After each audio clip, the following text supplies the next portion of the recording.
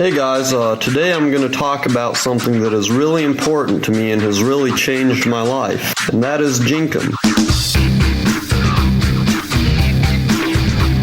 There's a new way for your kids to get high. They're using raw sewage. I couldn't imagine doing something like that. Sounds pretty sick to me. Honestly, they need to find something better to do with their life. Seriously. Something new, something stimulating, something different. There's a lot of people that say it's a hoax or it's not real or it's just made up or whatever.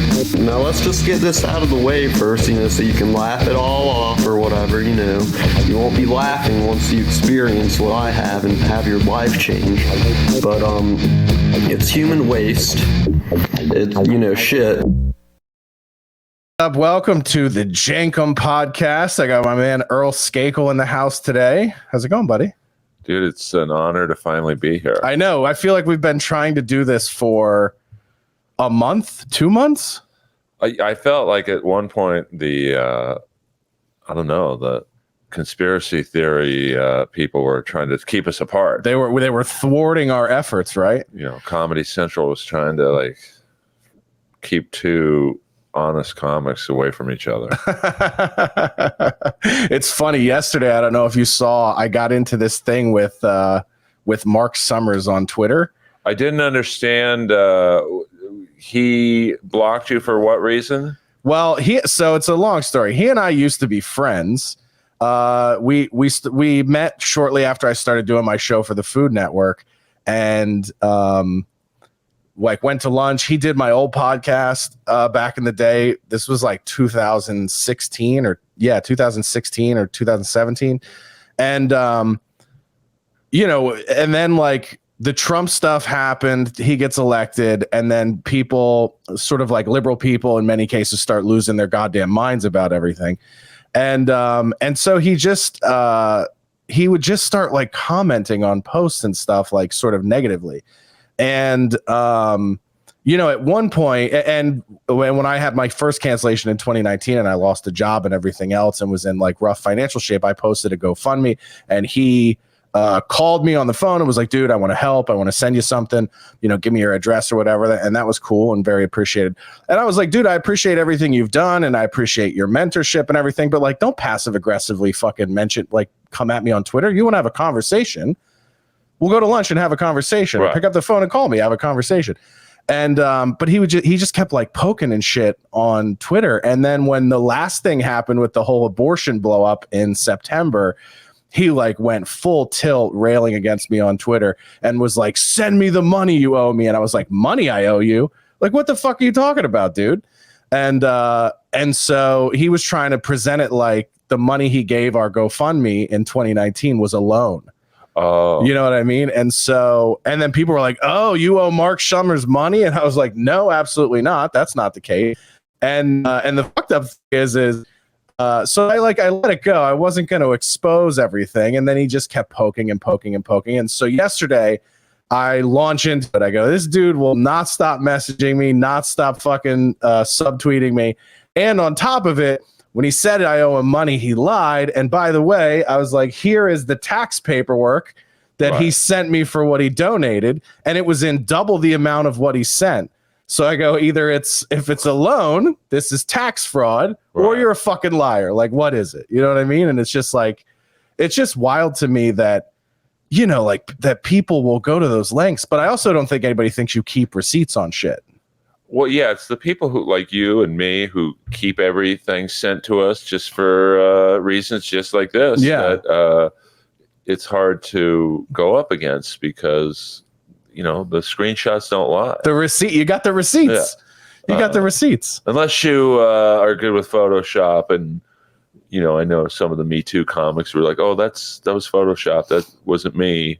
Oh, Me Too. Yeah, I like how they have the genre, the Me Too comics. That would be a fun tour, right? It'd be a busy one. Probably be about 15 comics on the bill. Yeah, that's you could do a festival now. Oh my God, it could be JFL. These are merely allegations. Oh, if you just include the allegations and not the proven ones, it could be a sub festival. It's insane, man. It's insane. And you and I we first met doing stand up pre-pandemic. I can't remember if we met at the store first or State Social House was the first time. Then I saw you at the Ice. You were at the Ice House the same night we did Darkest Hour at the Ice House. Right before everything shut down. Yeah, I think it was Red Band. That was January. It was like January of 2019. Yeah, it's crazy. Or no, 20. Yeah, it was it was January of 20. Yeah, You're January right. of 20. Yeah. And I had just been sick with what I now suspect was COVID. Yeah. But I was sick for like 10 weeks before that show. And then you were there, and then we had our first show and it was great. And then I was like, Mitch, man, we want to do this monthly over at the Ice House, and then everything shut down in March. I mean, the last thing I remember doing around that time frame was going to see Kiss. Nice. Which he was doing COVID jokes in between songs.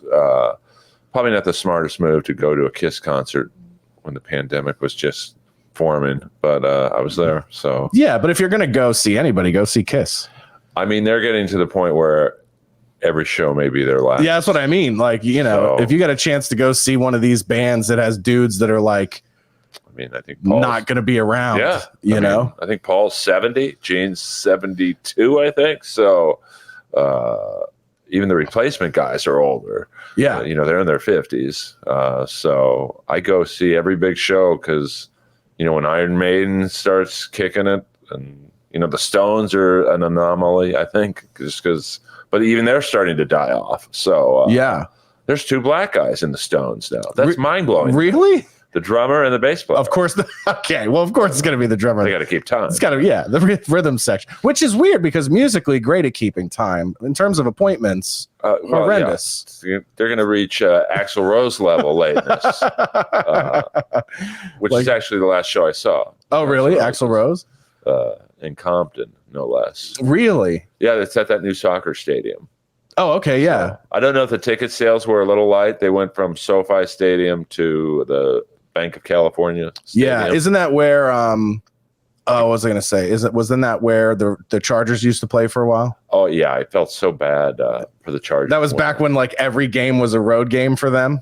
Well, actually, I think that's a new stadium, where Guns N' Roses recently played. Oh, that's newer than that. The Chargers played. It's kind of. Oh, that was StubHub Center. It's almost like in Long Beach. Yeah, Carson. Yeah. Which I went to a Steeler game there, and it was like being in Pittsburgh. Yeah, my buddy Michael Pierce used to play for the Ravens. He now plays for the Vikings, and he gave us free tickets to go see him play when it was like Chargers Ravens. Right.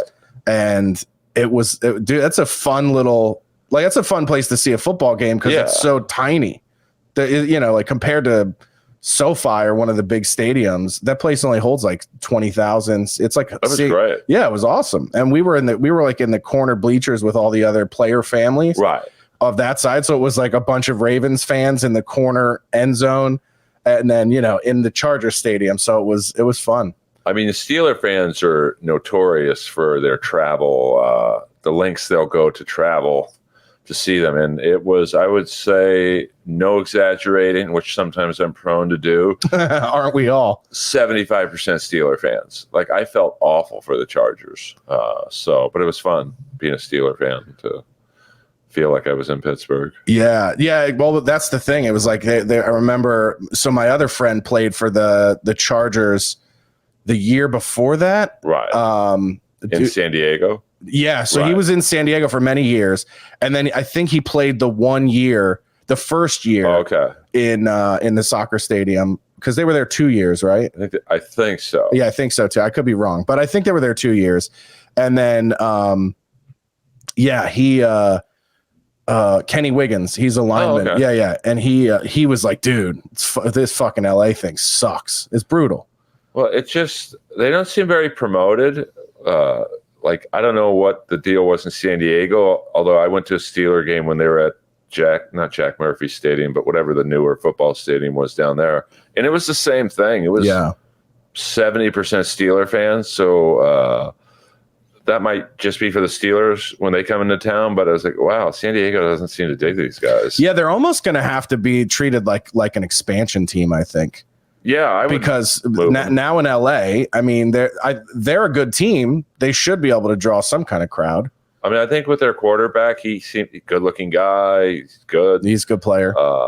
that they could market him, but now the Rams have Stafford, so it's kind of, you guys are second place again. Right. Yeah. In terms of, exactly. The popularity or whatever. But if they win, that's also, like the Kings are not in a hockey city, and when the Kings win, they're popular. So, Yeah, I love that when the Kings were in town. We're jumping ahead. We're talking sports, and that's the next show. But yeah, I love it's fine. The Kings. I love I'm a Flyers fan, right. obviously, and but I hated those trades in the 2010s. I thought the Flyers completely fucked up with sending out Richards and Carter, and so when they sent Richards to LA, I immediately became a Kings fan. Richards was my favorite player, and then boom, back-to-back Stanley Cups. Well, I think if the rumors were correct, and who knows if they are, but Richards and Carter were enjoying the Philadelphia nightlife. That's what it was, right? That's what people said, was that they were a little too, a little too flagrant with the nightlife in Old City Philadelphia. And there was even rumors that like it was either him or Carter were like banging Scott Hartnell's wife behind his back and shit. And yeah, I mean, it was like there were some really ugly rumors. But the crazy thing is they sent all those guys to LA, and I felt bad for Wayne Simmons because I was a huge Wayne Simmons fan when he was in LA. And then I was like, man, I wish Wayne could have stayed in LA, and played with a guy like Richards or whatever. Yeah, that would have been. Think about that as a checking line, just a shutdown line. In their prime. When we drafted him, I thought this guy's the next black Cam Neely. Yeah. Like, it's the only way. It's probably not the most politically correct way to describe it, but like, he's going to be great. He can score. He can fight. He's pretty fast. He can hit. And he's still relevant with the Maple Leafs. Yeah. But, it's can't keep everyone, I guess. I know. And I love those, those old, even going back to the Kings right before those deals with Dustin Brown when he was young, and Jack Johnson when he was young, and like, all those guys. That was a fun young Kings team. And I used to love, that was when I first moved to LA, 2009. And you could go to Kings games. You could sit in like premium level seats for $50. It was awesome. Yeah. I mean, it was, the calm before the storm in terms of that's when they had to bribe players to come here. Like they famously gave ex-Flyer Michael Handzus, they had to bribe him. He didn't want to play here really. Yeah. A 4-year deal coming off an major ACL surgery. Yeah. And we had to like basically beg guys like that to come here. Yeah. But he was a good bridge player, and he taught the younger guys, hey, this is how you conduct yourself. And then, some great trades, and it's an exciting time for Kings now because they have so many young players. Yeah, it's like complete rebuild. It's like that time all over again. Yeah. And they'll be bad for a couple years, and then they'll bring in, some marquee guys, and then they'll be right back. I mean, I've never seen a team have this many young prospects. I mean, I know this is that are good. Yeah, I mean, Byfield, Turcotte. Turcotte's he's our new Mike Richards. Yeah. Velarde. I mean, it's and you still got Doughty in it. Doughty now it's funny because like guys like Doughty and Kopitar are like Handzus was back then. Right. And did they have Mike Rathje at one point? I was trying to remember. They didn't, but he's a legendary number 40 on the Sharks. Yeah. They were going so deep into the bargain basement bin of like veteran Ladislav defenseman. Nagy. Oh yeah.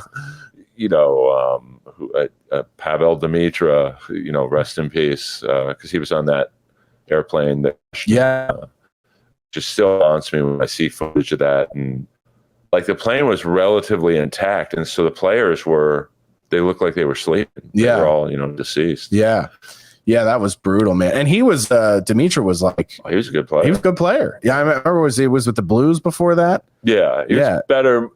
We got him at the tail end. At that time, the Kings. That was normal for the Kings. Grabbing everyone who could like just skate. Yeah. But it's exciting to be a King fan now. With the future is like unbelievable. Have you gone to any games during the pandemic or since the pandemic? I guess last year there was no audience. No audience. And then this year there is though. their farm team, the Rain, they love coming to the Comedy Store, as do the Kings now. So I'm hooked up with tickets, but I haven't gone. I like watching it on TV. Yeah. To be honest. The only time I like to go is if I'm on the glass. And if it's like a rivalry game. So like I'll go see the Kings play the Sharks. Right. Or I'll go see the Kings play the Ducks. But yeah, and then during that time I would go see the Kings play the Flyers, obviously. But yeah, I say the same thing about Honda Center. It's like those games are fun, but you got to be on the glass because the seats, that's like a cool arena, but those are the most uncomfortable fucking seats I've ever sat in. Yeah. In all of hockey. I actually, for hockey, if you're not on the glass, I like to sit really high up so you can see it. So you can see it, yeah. Those premier level seats or club level seats or whatever, the purple seats in the middle at Staples Center, those are pretty good.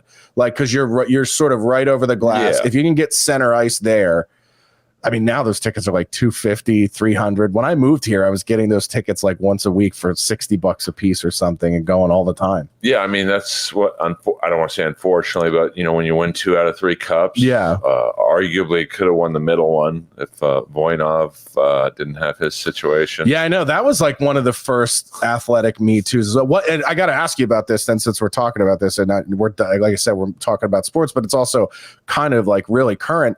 It's not being talked about a lot, but there's like I got another thing today, another push notification on Bleacher Report about the Ducks dude now being suspended, GM being suspended for like conduct investigation, and the sexual assault thing that's got like everybody fucking, Quenville stepped down in Florida, the Bowman family's on the outs. It's like, what do you make of that? That was a wild story to me. And for people that don't know, I'm talking about the Chris Beach story. So Chris Beach was a high prospect. Yeah. I think he was a first round pick. I want to say he was 17. Overall. Something in that area. Yeah, and I remember, so Chris Beach was like the guy who was supposed to be the next big player behind Jonathan Toews and Patrick Kane. And for whatever reason, he could never really break the lineup. If he did, they relegated him to a third or a fourth line wing role. And I remember, like, even on that cup team that beat the Flyers, which was like our last hope, that was before all those trades. He was like a fourth liner or something in and out of the lineup, kind of like a 13th forward or something. And yeah, man, the story comes out that he was like being sexually assaulted by, it was like a Penn State thing. The photographer. Yeah, the video, film guy, yeah. Which, I mean, how good is your film study got to be? Gonna be some great high def. I mean, I've had Theo Fleury on my podcast twice, and one of the all-time greats. And the first time he was in my apartment, so I could still see it affected him. What happened to him? I don't even know that story.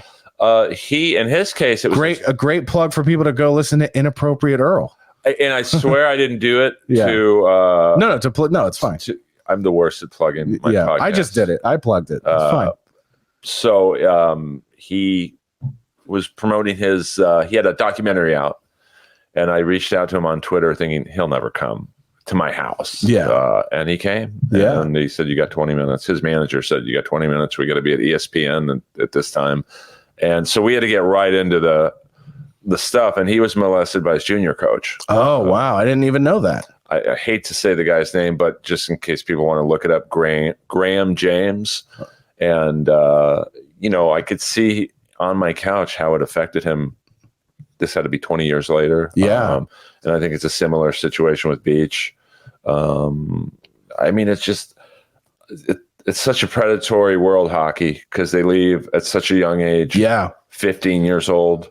I don't think football or basketball players, I know they have travel teams in basketball, but hockey is really the only sport that, like, a 14 or 15-year-old kid will literally leave his family. And people don't understand that about like junior league hockey, that it's like being a professional hockey player at 15 years old. Yeah, and it's obviously very serious because the stakes are, this is what gets you to the next level.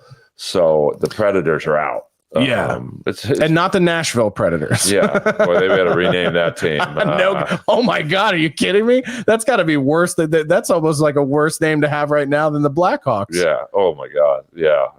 So yeah, it's all kinds of rumors about what's going on in Anaheim. If it's a situation that happened there or in his past. Yeah.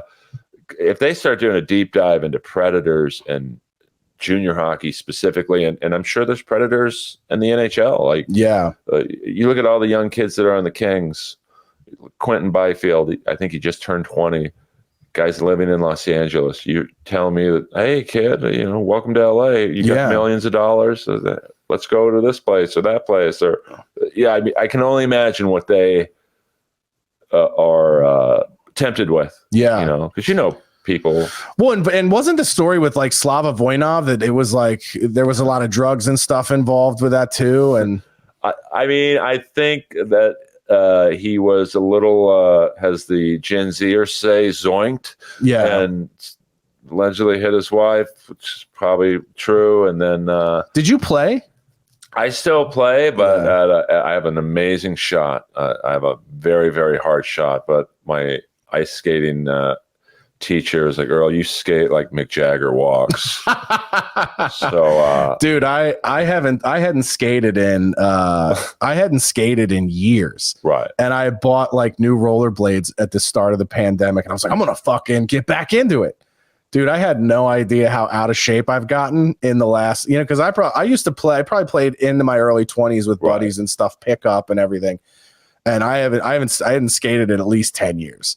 And I put the skates on, dude, and I looked like a baby duckling learning how to walk on ice, dude. It was bad. I mean, I play in a ball hockey league right now. That's what I grew up playing, ball hockey. Yeah. I think back east they call it deck hockey, but out here it's ball hockey, and it's basically a pro ball hockey league. I mean, we have Mitch Callahan plays with us. He plays in the Edmonton Oilers farm team, but he was drafted by the Red Wings, and like there's several pro players who it's a serious league, and my body just gave out. Like, because I'm 53, so I'm playing against kids in their early 20s, and although I was probably one of the better players, I'd be sore for 5 days. Dude, I mean, I was an ice hockey goalie, so I started playing like deck hockey, ball hockey, and stuff, and then I started playing goalie, and then I played ice hockey goalie, and then I moved to Minnesota, hoping to play high school there, and then either get a Division I scholarship athletically, or maybe even play in juniors. And when I moved to Minnesota, I got into music and stuff and started jamming, and the hockey team was super competitive. I needed all new equipment, and it was too expensive, and so I just kind of went a different route. But I've always loved the sport, and I've always been into it. And I remember I was talking with like Darren Capozzi, and he's like, dude, I play in a pickup adult league. You should like buy goalie gear and come play. And I was like, dude, I literally need to train for like a year before I would even be able to get on the ice again. But in these pickup leagues, like I know there's I guess you'd call it a celebrity game where like Burr plays and other non-famous comics of my fame level, which is virtually no fame. But goalies are in demand. I know. That's what Capozzi was telling me. He's like, dude, you wouldn't even have to pay to play in a league because there are no goalies. They would literally probably help pay for your equipment, knowing that you're a good goalie. Yeah. Just so you might want to explore. I was very, very good. I mean, the thing that, so when I moved there and moved to Minnesota in spring. And I probably at the time had a hip flexor injury that I didn't know about. Right. Like I didn't even know what that would have been. It was sore, man. And I was like, when I would skate, I couldn't push.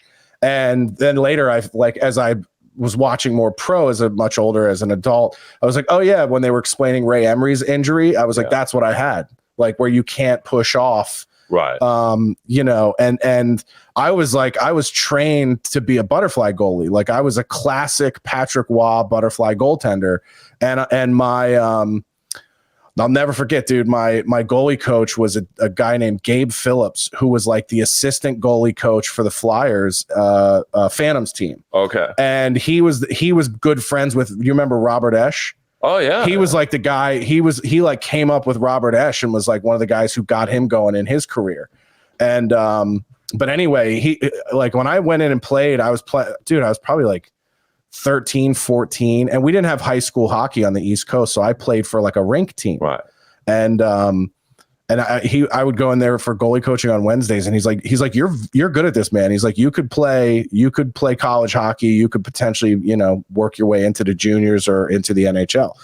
And I was very aggressive and I just had good vision. Right. So like I would be fucking 30 feet out of the crease, on guys coming in on breakaways. I was poke checking. I was my favorite goaltender of all time. I just want to see if you can guess. I want to see if you can guess. Favorite goaltender of all time. Knowing what you just told me, his name is Rob Stauber. No, not Stauber. No. Who was bigger name than that. Oh boy. I see Stauber. Super aggressive and known for being dirty. Billy Smith? No. Well, oh boy. Well, you got to think. You say dirty. I want to say Ray Emery. Mid 90s. No, that's too late. That's late 90s, early 2000s. Yeah, I think like 93, 94, 95. I'm drawing a blank. Ed Belfour. Oh, okay. The Eagle, baby. Eagle. Eddie the Eagle used to do a thing on the face-off where when the defenseman would back up to him and he would stand up off the face-off, he would pull his stick up between their legs and hit him in the balls. I got penalized for doing that in junior hockey like 3 times. Oh, he was great. Yeah, he was one of the best. And he was more of a stand-up goaltender. So yeah, when I was growing up, that he was my favorite to watch. And then, but he was super aggressive, man. Yeah. And then of course, like technique, it didn't get better than Patrick Waugh. Oh yeah. You go back and watch tape on him, and you're just like, nobody to this day plays the position as smoothly as Patrick Waugh played. He was just like the Wayne Gretzky of goalies. Yeah, he was just like had great movement, could go down. Some guy like Quick is super flexible. And he's my favorite of the modern generation. Like he's my favorite, U.S. born. He doesn't get the credit. No, I think it's because he's a pretty bad interview. Like you've ever seen him in interviews, it's one word answers. He doesn't look into the camera. I'm a goalie. I'm not an entertainer. Yeah, most goalies are that way. Yeah, like Waugh though he's still engaging and personality, and unfortunately I think that helps or hurts you if how you're perceived as a player. If you're kind of boring, it's like, all right, Jonathan Quick 2 cups, great. Waugh's got 3, but he's funny. Yeah exactly. I mean, the guys that played back and of course like the crazy man Dominik Hasek, the guy I played behind on that team, because they made us we split time. But he was like a Hasek nut, just he would do the splits on every fucking shot. Oh, I mean, and he was like super. This kid was like, we were like 14. He was like 6'3", 6'4", and so he was long and acrobatic. And I remember my goalie coach Gabe, little redheaded dude, so like we had that in common. But he was like 5'8", and he goes, "Let me tell you this." He's like, the key to having like longevity in this is consistency and technique. And he's like, if you focus on technique, you will beat that kid out for the job. And he was right, man. Like, he just, I focused on my butterfly technique to where it was like fucking robotic. Right. Like literally like snap, just like left down, left. I mean, it was like so fast. And it just sucked because I got really good at the end of a season. Right. And then had the whole season off and then moved and then just couldn't get back into it, man. So it was like, that is one of those things, probably more than even anything I've ever done with stand-up or whatever. I have that huge sense of like what if and unfinished business of like, if I would have had good athletic friends around me, like people who understood training, nutrition, that type of stuff. It's just like, you just look at your life and go, man, I wonder if it could have been this whole different trajectory, right? I mean, in comedy, I started late in comedy, 30 years old. Oh, okay. Which is ancient. That's what they say, but it's like, I don't know, man. I feel like I think about I started when I was 26, right? And it's like I wasn't doing anything good for the first 3-4 years of being a comedian. I just wish I would have started a little earlier so I could have hit the 30s running a little more. Yeah, like, I started not peaking, but like finding my voice when I was like 37, 38, and comedy is, in my opinion, is a young person's business for the most part. So I think when you're an older comic, peaking, it's tough because it's like, oh, well, you're in your 50s. We're going to go with the 20-year-old, even though they don't have the voice. Yeah.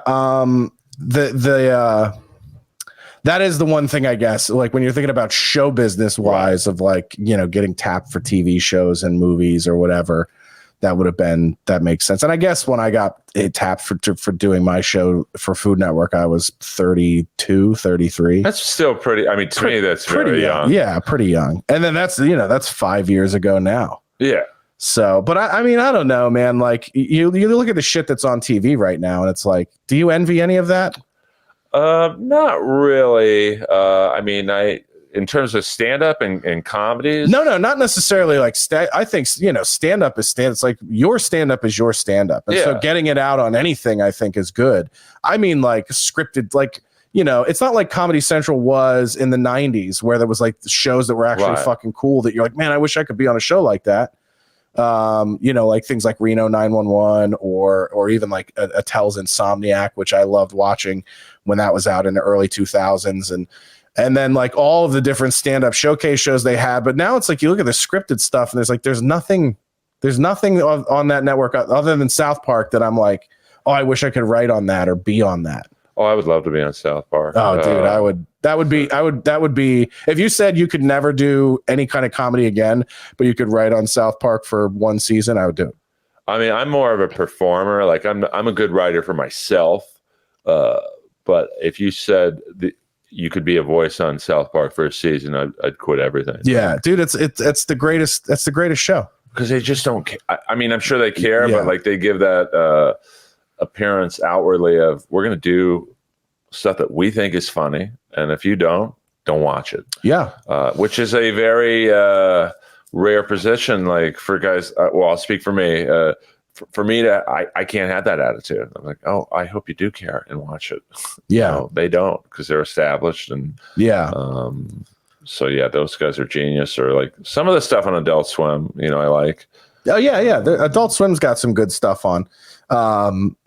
But yeah, I mean more like just sort of. I guess my point is, back when television had the opportunity to have life-changing money, there were also really good shows on. But it's like now it's like for what the money is, it's like I would want to do something that's really cool or really fun. And a lot of the shit that's out now, it's even going back and thinking about the Food Network show. Like a lot of people think that I was fired from that show, but that wasn't the case at all. So when we did the first year, which were 3 seasons of TV of my contract, and I was basically like writing the entire show. Like it's a off the cuff type thing. So I had no creative input for the structure of the show and no producer credits or writing credits or anything like that. And I just wanted to have more input in the show, especially when some of the decisions, like as we moved the show along, that they made that I objected to turned out to be the wrong decisions. And I was like, we're going to do this. I was like, I don't think we should do that. Like, I don't think that's the right move. I think if we're going to pivot, we should do it like this or change the show to this. I think that's more interesting. And then they were like, well, you're just the host, so go fuck yourself. And then then it turned out exactly like the feedback we got was that like, now they don't like that. And so I just started saying like, hey man, the show numbers are great. We outperformed the first contract. Like I either want to if they just want me to shut up and host, they're going to have to pay me more money, or I want to have more input. It's one of the two. And they were just like, we're not going to do either of those things. So they just didn't pick up the second year option. And then like 6 months later was when the whole straight white male tweet thing blew up. And then everyone's like, you got fired. It's like, no, they just didn't pick it up because I wasn't going to do it for $4,000. And it's like, that's the thing. I was doing it for $4,000 an episode. And, they were having conversations with me like they were making me a millionaire. They're like, you really need to consider the kind of stuff you're putting on Twitter and the kind of comedy you want to do. And I was like, the fuck I do need to reconsider those things. Like, why would I change any of that? I mean, it's not like you're breaking the bank for me to do this TV show. And so it's insane to me how the business like wants you to, they want to have like total control over you, but they're not paying for it.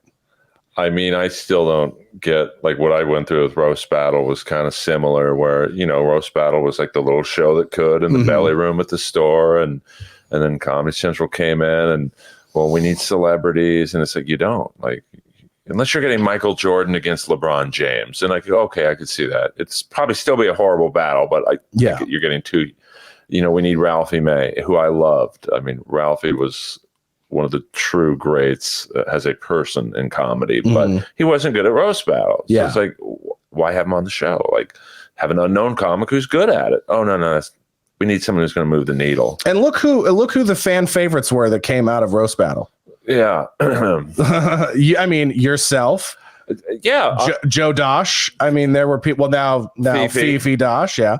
But yeah, there was, Keith, Carey. I mean, there were people that came out of that show that were not big celebrities and still aren't, but but they can roast. I'll speak for myself. Yeah. Well, you brought pizzazz to it. Like, you made it fun. Like, and that's the thing I loved was like, when you were like, this thing should be like pro wrestling in the 90s and 80s with the pageantry and the shit talking. I was like, yes, perfect. Well, I started doing the House Racist, which on paper sounds awful. Like, but it was a parody. Maybe to you, it sounds great to me. Are they hiring? But not anymore. It's too hot. I don't know how Roast Battle is still around given the current climate. That is an interesting question of how is it still around, but we can get to that in a second. But I think Comedy Central went to Moses and said, hey, we love that guy. I don't even think they knew my name at the time, and they shouldn't have.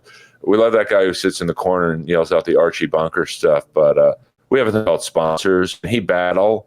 Because I'd never battled before. Yeah. And I wanted to stay on the show because I knew it was going to be on TV in some form. It was like, this is like Yo Mama, but a little more evolved.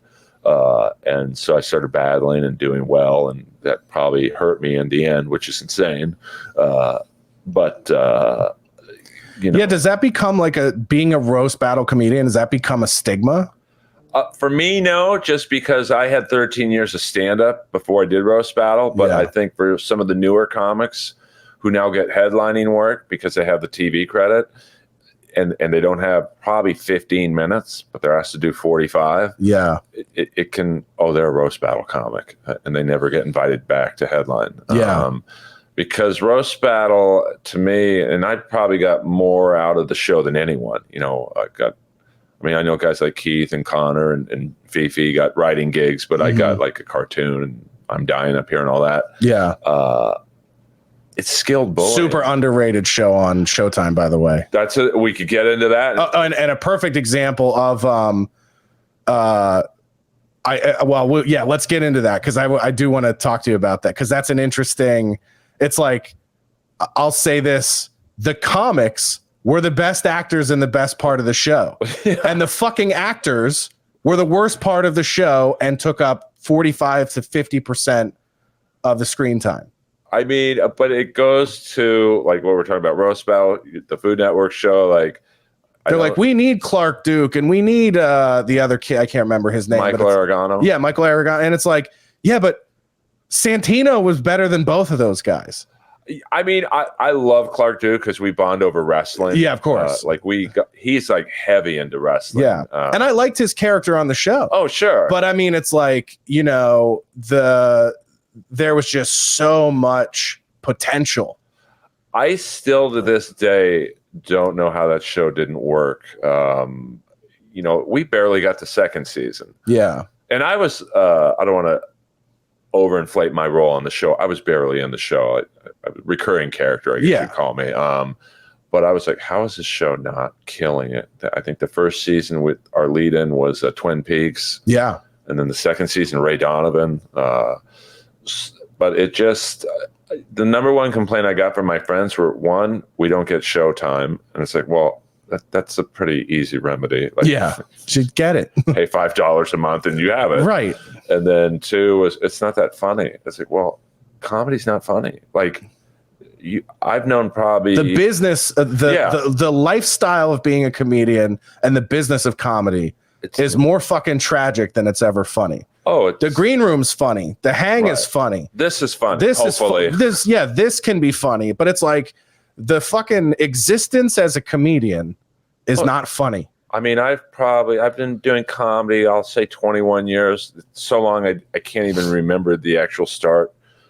I've probably lost 15 friends to suicide, comic friends. Yeah. So I'm like, well, it's not a funny line. It's like pro wrestling. It's like those guys die at a clip that's unparalleled.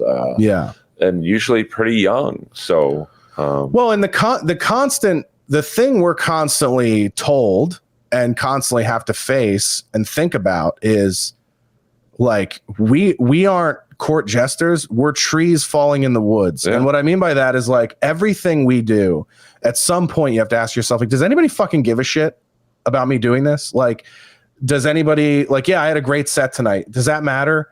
Does anybody give a fuck? Like, oh, cool, I had a TV show for 3 seasons. Does that matter now? Does anybody give a fuck? It's like you're constantly like there isn't like an Emmys or an Oscars. There aren't promotions for comedians. There's no ladder to essentially climb. Like you might make a list of like comics to watch or the Forbes list of comics in terms of earning. But it's like, you know, aside from that, it's so subjective. You're understanding your success and then questioning your happiness.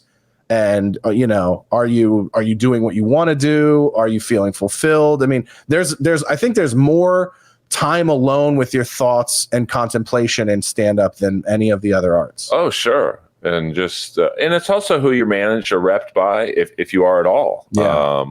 Nope. Because I'm not. And that showed, going back to Roast Battle, I think out of the 16 contestants on my season, I was the only one with no representation. So, and my treatment was indicative of that. Like, oh, we'll just give Earl all the tough battles. And if he makes it to the finals, it's like a Rocky story. If not, what bridge are we burning? Yeah, nothing.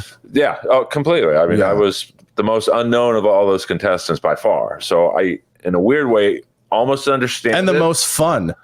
And the most fun. And the thing I loved was like, I'm trying to remember it, and I want to make sure I'm not remembering it the way I want to, or versus the way it actually happened. But like, I love the idea that they sort of like pitted you against Tony.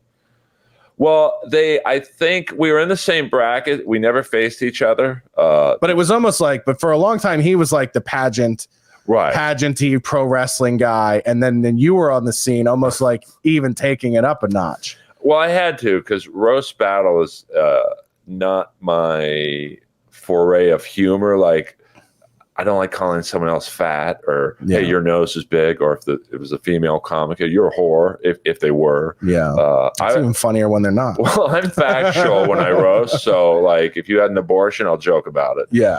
But it wasn't I felt like an 80s metal guitar player who was like trained in classical music but was making no money playing it. So okay, I'll dye my hair blonde and play a pink guitar and I'm a millionaire.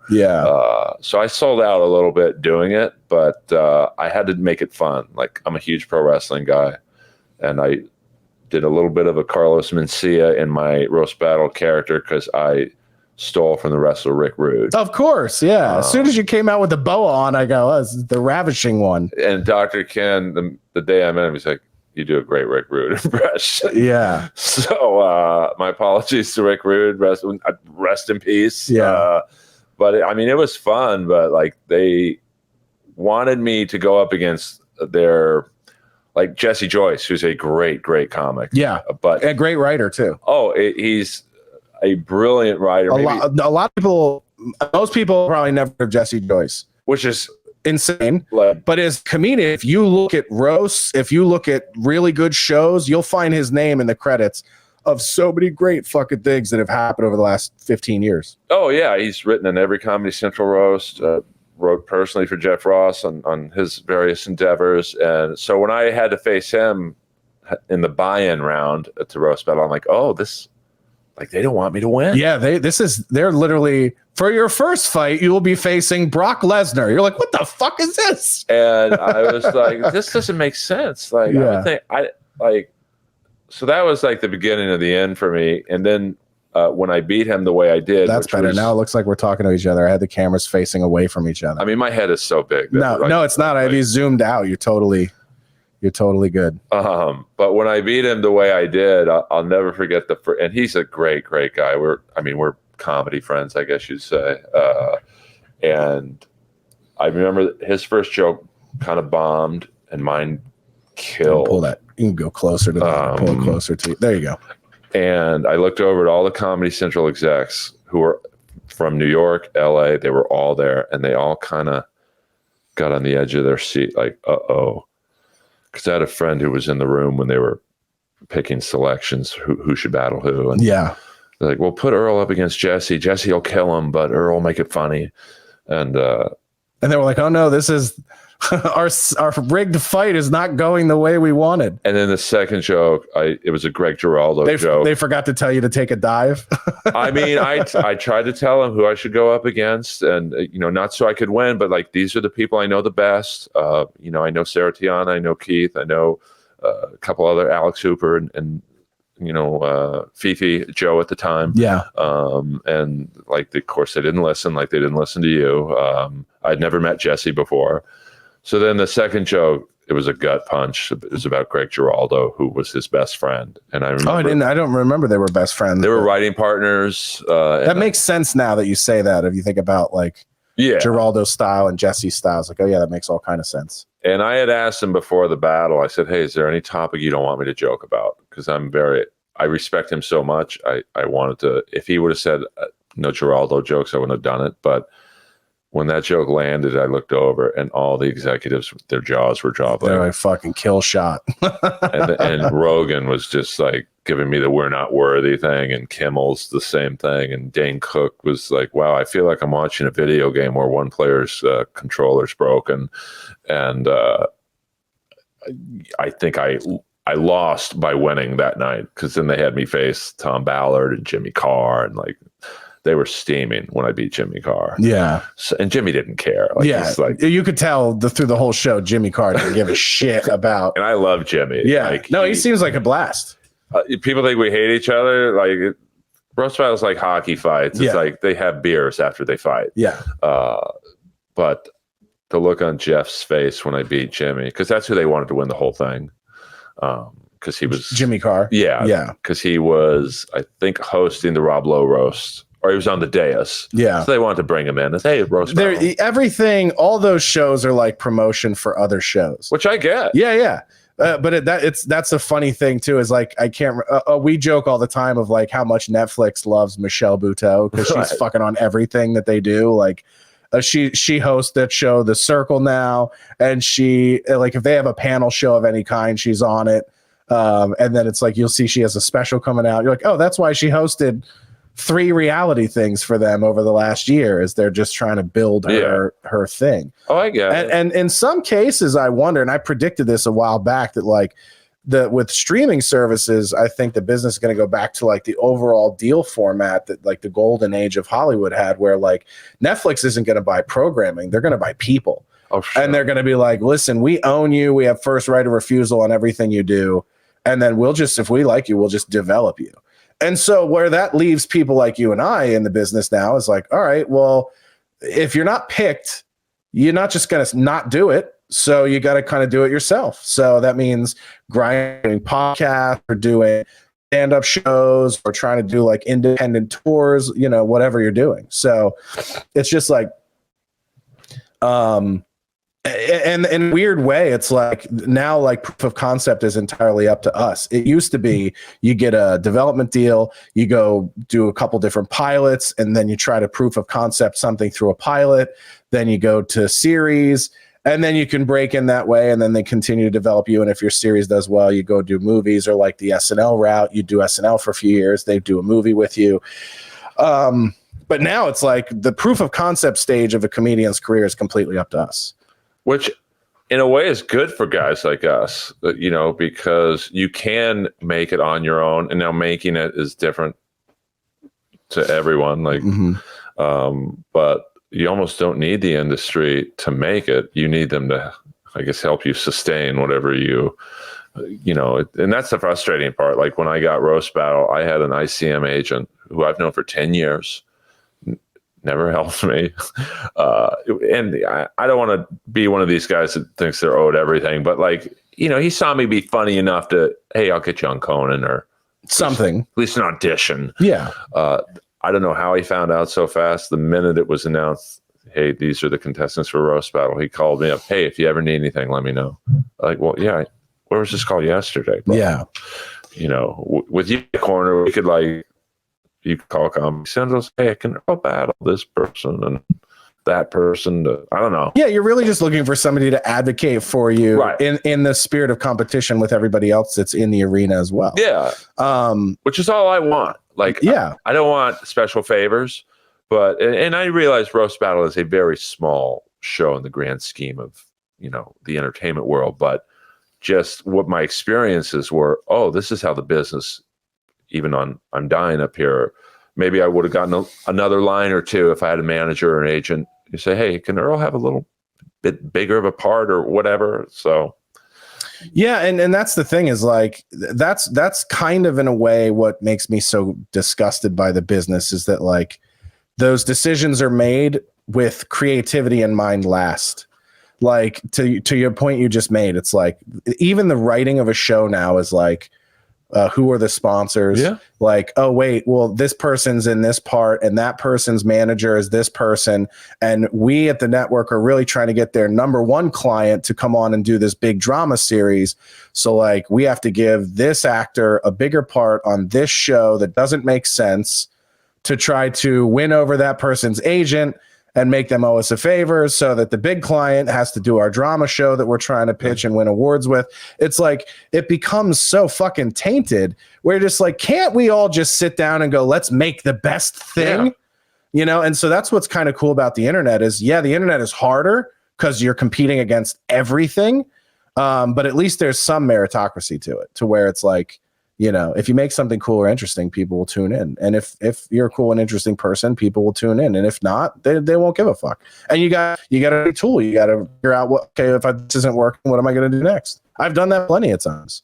Yeah, and you're a survivor, man. Yeah, I have alligator blood, buddy. Well, I think if you do comedy, especially in LA, for longer than a year, you're in it for the right reasons. Because if you're in it for the money, you'll quit after 6 months. There's no money in LA comedy. No. This is why people move to Austin, Tennessee, and all points east of here. Yeah. Because there's so few paid gigs in LA. And if you're not in at the comedy clubs, and even if you are in, you get $20 a set at the Comedy Store. Yeah. I'm not complaining. Yeah. Main room, you get. Yeah, but you're not paying your rent off that. Yeah, which is the funny thing is so many people moved, but the people who stayed in LA have to do more road work to afford to stay in LA. Yeah, it's like a catch-22. And I just do, you just have to kind of diversify. Like in the world now of like what it is to be a comedian now, it's like you have to kind of build a world where you're making your money off of podcasting and social media and stuff like that. And if you can do that and have a foundation to where you're paying your bills and handling your business, then you can kind of be free to do whatever you want, right? Like I have never wanted to be in a position where, because I'll tell you this, when I first started doing stand-up in 2007, I was working for Crocs shoes. I was one of the first retail guys for them. And I had a ton of stock. And in a year after working for them, that stock was worth about $1 million. Wow. And so I had just started doing stand-up. I started working for Crocs in 2006, May of 2006. I did stand-up for the first time in January of 2007. And in fall of 2007, the stock took a huge hit. And what I had that was worth like $1 million got cut in half. So, and I had pulled out, I'd already pulled out what I could after my first year vested, which was about 25%.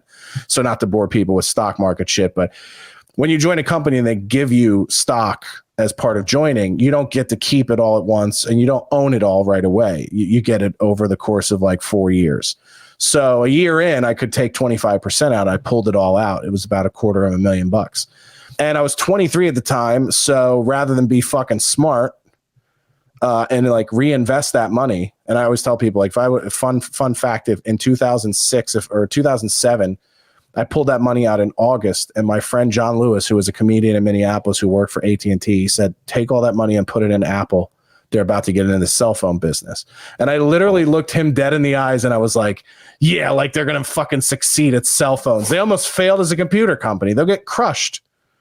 Boy, was I fucking retarded. So, anyway, took the money out, and then when the stock went upside down and then it was almost worthless at that point, I was like, I'm just going to leave and do stand-up full-time. Like, I have $250,000. Now, if I were smart, I would have taken that $200,000, fucking moved to LA, got a job at 23, got a job at the store or something as a door guy, and just started grinding sets. But I knew nothing at the time. And I had a road booker who was like, I'll fucking send you on the road. You can headline on the road and make money. I was making like $600 a night, wonders. Right. And I did that for like a year and a half. And it got me really, really, really solid as a comic. But, you know, then it was like when that road work starts to dry up, and, you know, the bookers that we had were like, it was a funny story. The guys who were booking us the most had this, they were strippers, male strippers. The company was called Entertainment Shack, and they were male strippers, and they booked male strippers, and then they started booking us as comedians at all the places around the country that they did.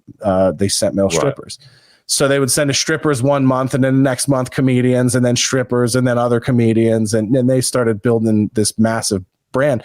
Well, the owner of that company, a dude named Jack, made enough money off of us doing comedy and his strippers that he bought the Micro Wrestling Federation, MWF, and then stopped booking comedy altogether. And this other dude named Jesse was booking us for a while, running the comedy side of the company. And then he died in a motorcycle accident. So, you know, the work had started to dry up, and then Crocs had called me back and were like, hey, we need somebody to go run LA. And this was in 2009. And I was like, yeah, I'll take it. Like, I'd run through a lot of that money. Sure. And I moved to LA, took the job. And then I was like, I'll just start hitting the mic scene in LA. And what got in at when Dee Burdett was booking she's great. the Improv, I got in there pretty quickly, and she was putting me up. I was doing like refried every other week or every once a month or something, and just doing different spots there throughout the month. And it was a lot of fun. And then, you know, so yeah, you just gotta kind of put your head down and keep going. And when I moved here, I was always the guy who got away with being real good at crowd work and real good performer, but I wasn't a great writer. And then when I moved because a lot of the guys in Minneapolis where I started were great writers, but they sucked as performers. Right. And then I moved here, and everybody was good at both. You know what I mean? So it was like, I was like, fuck, I got to learn. I just got to spend more time on writing and find an angle and a voice and all that stuff. And this was after, you know, I'd already released my own CD.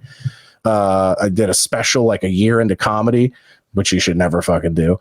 And probably not. No. And then it's funny. I went back and watched it recently. I was like, there's not bad premises in here. Like some of these could be reworked, and they're good. They're good frameworks for jokes. But you know, you move to LA, and then you know, there's all these different. You see, there's so many different people going so many different routes. And I'd spent some time in Chicago when I started too. So when I moved to LA, the guys that were blowing up were guys that I was doing mics with in Chicago like a year before that, like Kumail and Kyle Kinane and TJ Miller, Pete Holmes. And so, you know, I was like this boisterous, shit talking, it's more of an East Coast guy because that's where I grew up. And then I moved to LA at a time where the comics that we're now in were like alt comics. Right.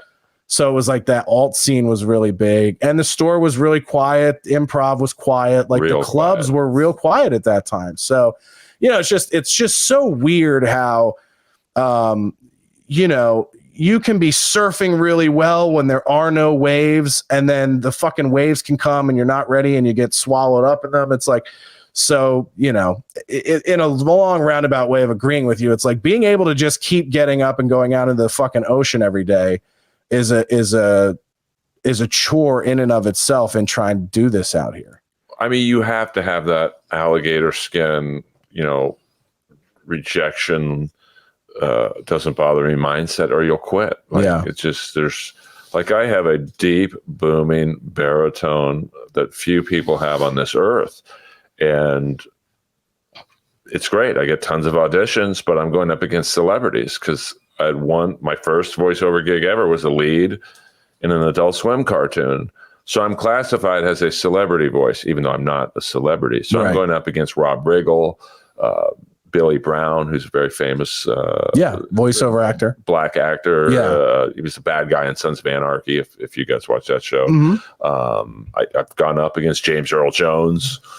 Jay, that's intimidating. I mean, it's like, Earl, you'll be reading with James Earl Jones today. You're like, get the fuck out of here. Because, you know, the description will be like deep, booming, sinister voice. And I'm like, wow, that sounds like Darth Vader. So I'll ask my agent, hey, do you know who else is auditioning? Just so I can, like, get a ballpark idea. Like, yeah, James Earl Jones and Rob Riggle. And I'm like, oh, I hope they pass, because that's the only way I'm going to be considered.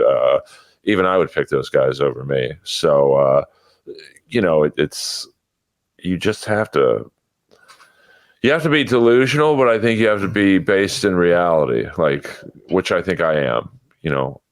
I still think I'm going to be a big voiceover guy, but that's a big thing to say. So I know I'm grounded in.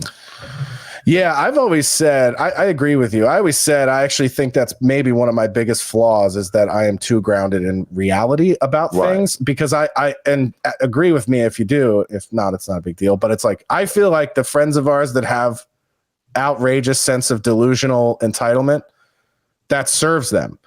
It actually helps them. Like this idea that like, no, I'm chosen and I will be successful no matter what. And it's like, I could never think that. I just feel like there's too many variables. Like it's not entirely up to you. And so I sometimes feel like in a way that can hold you back.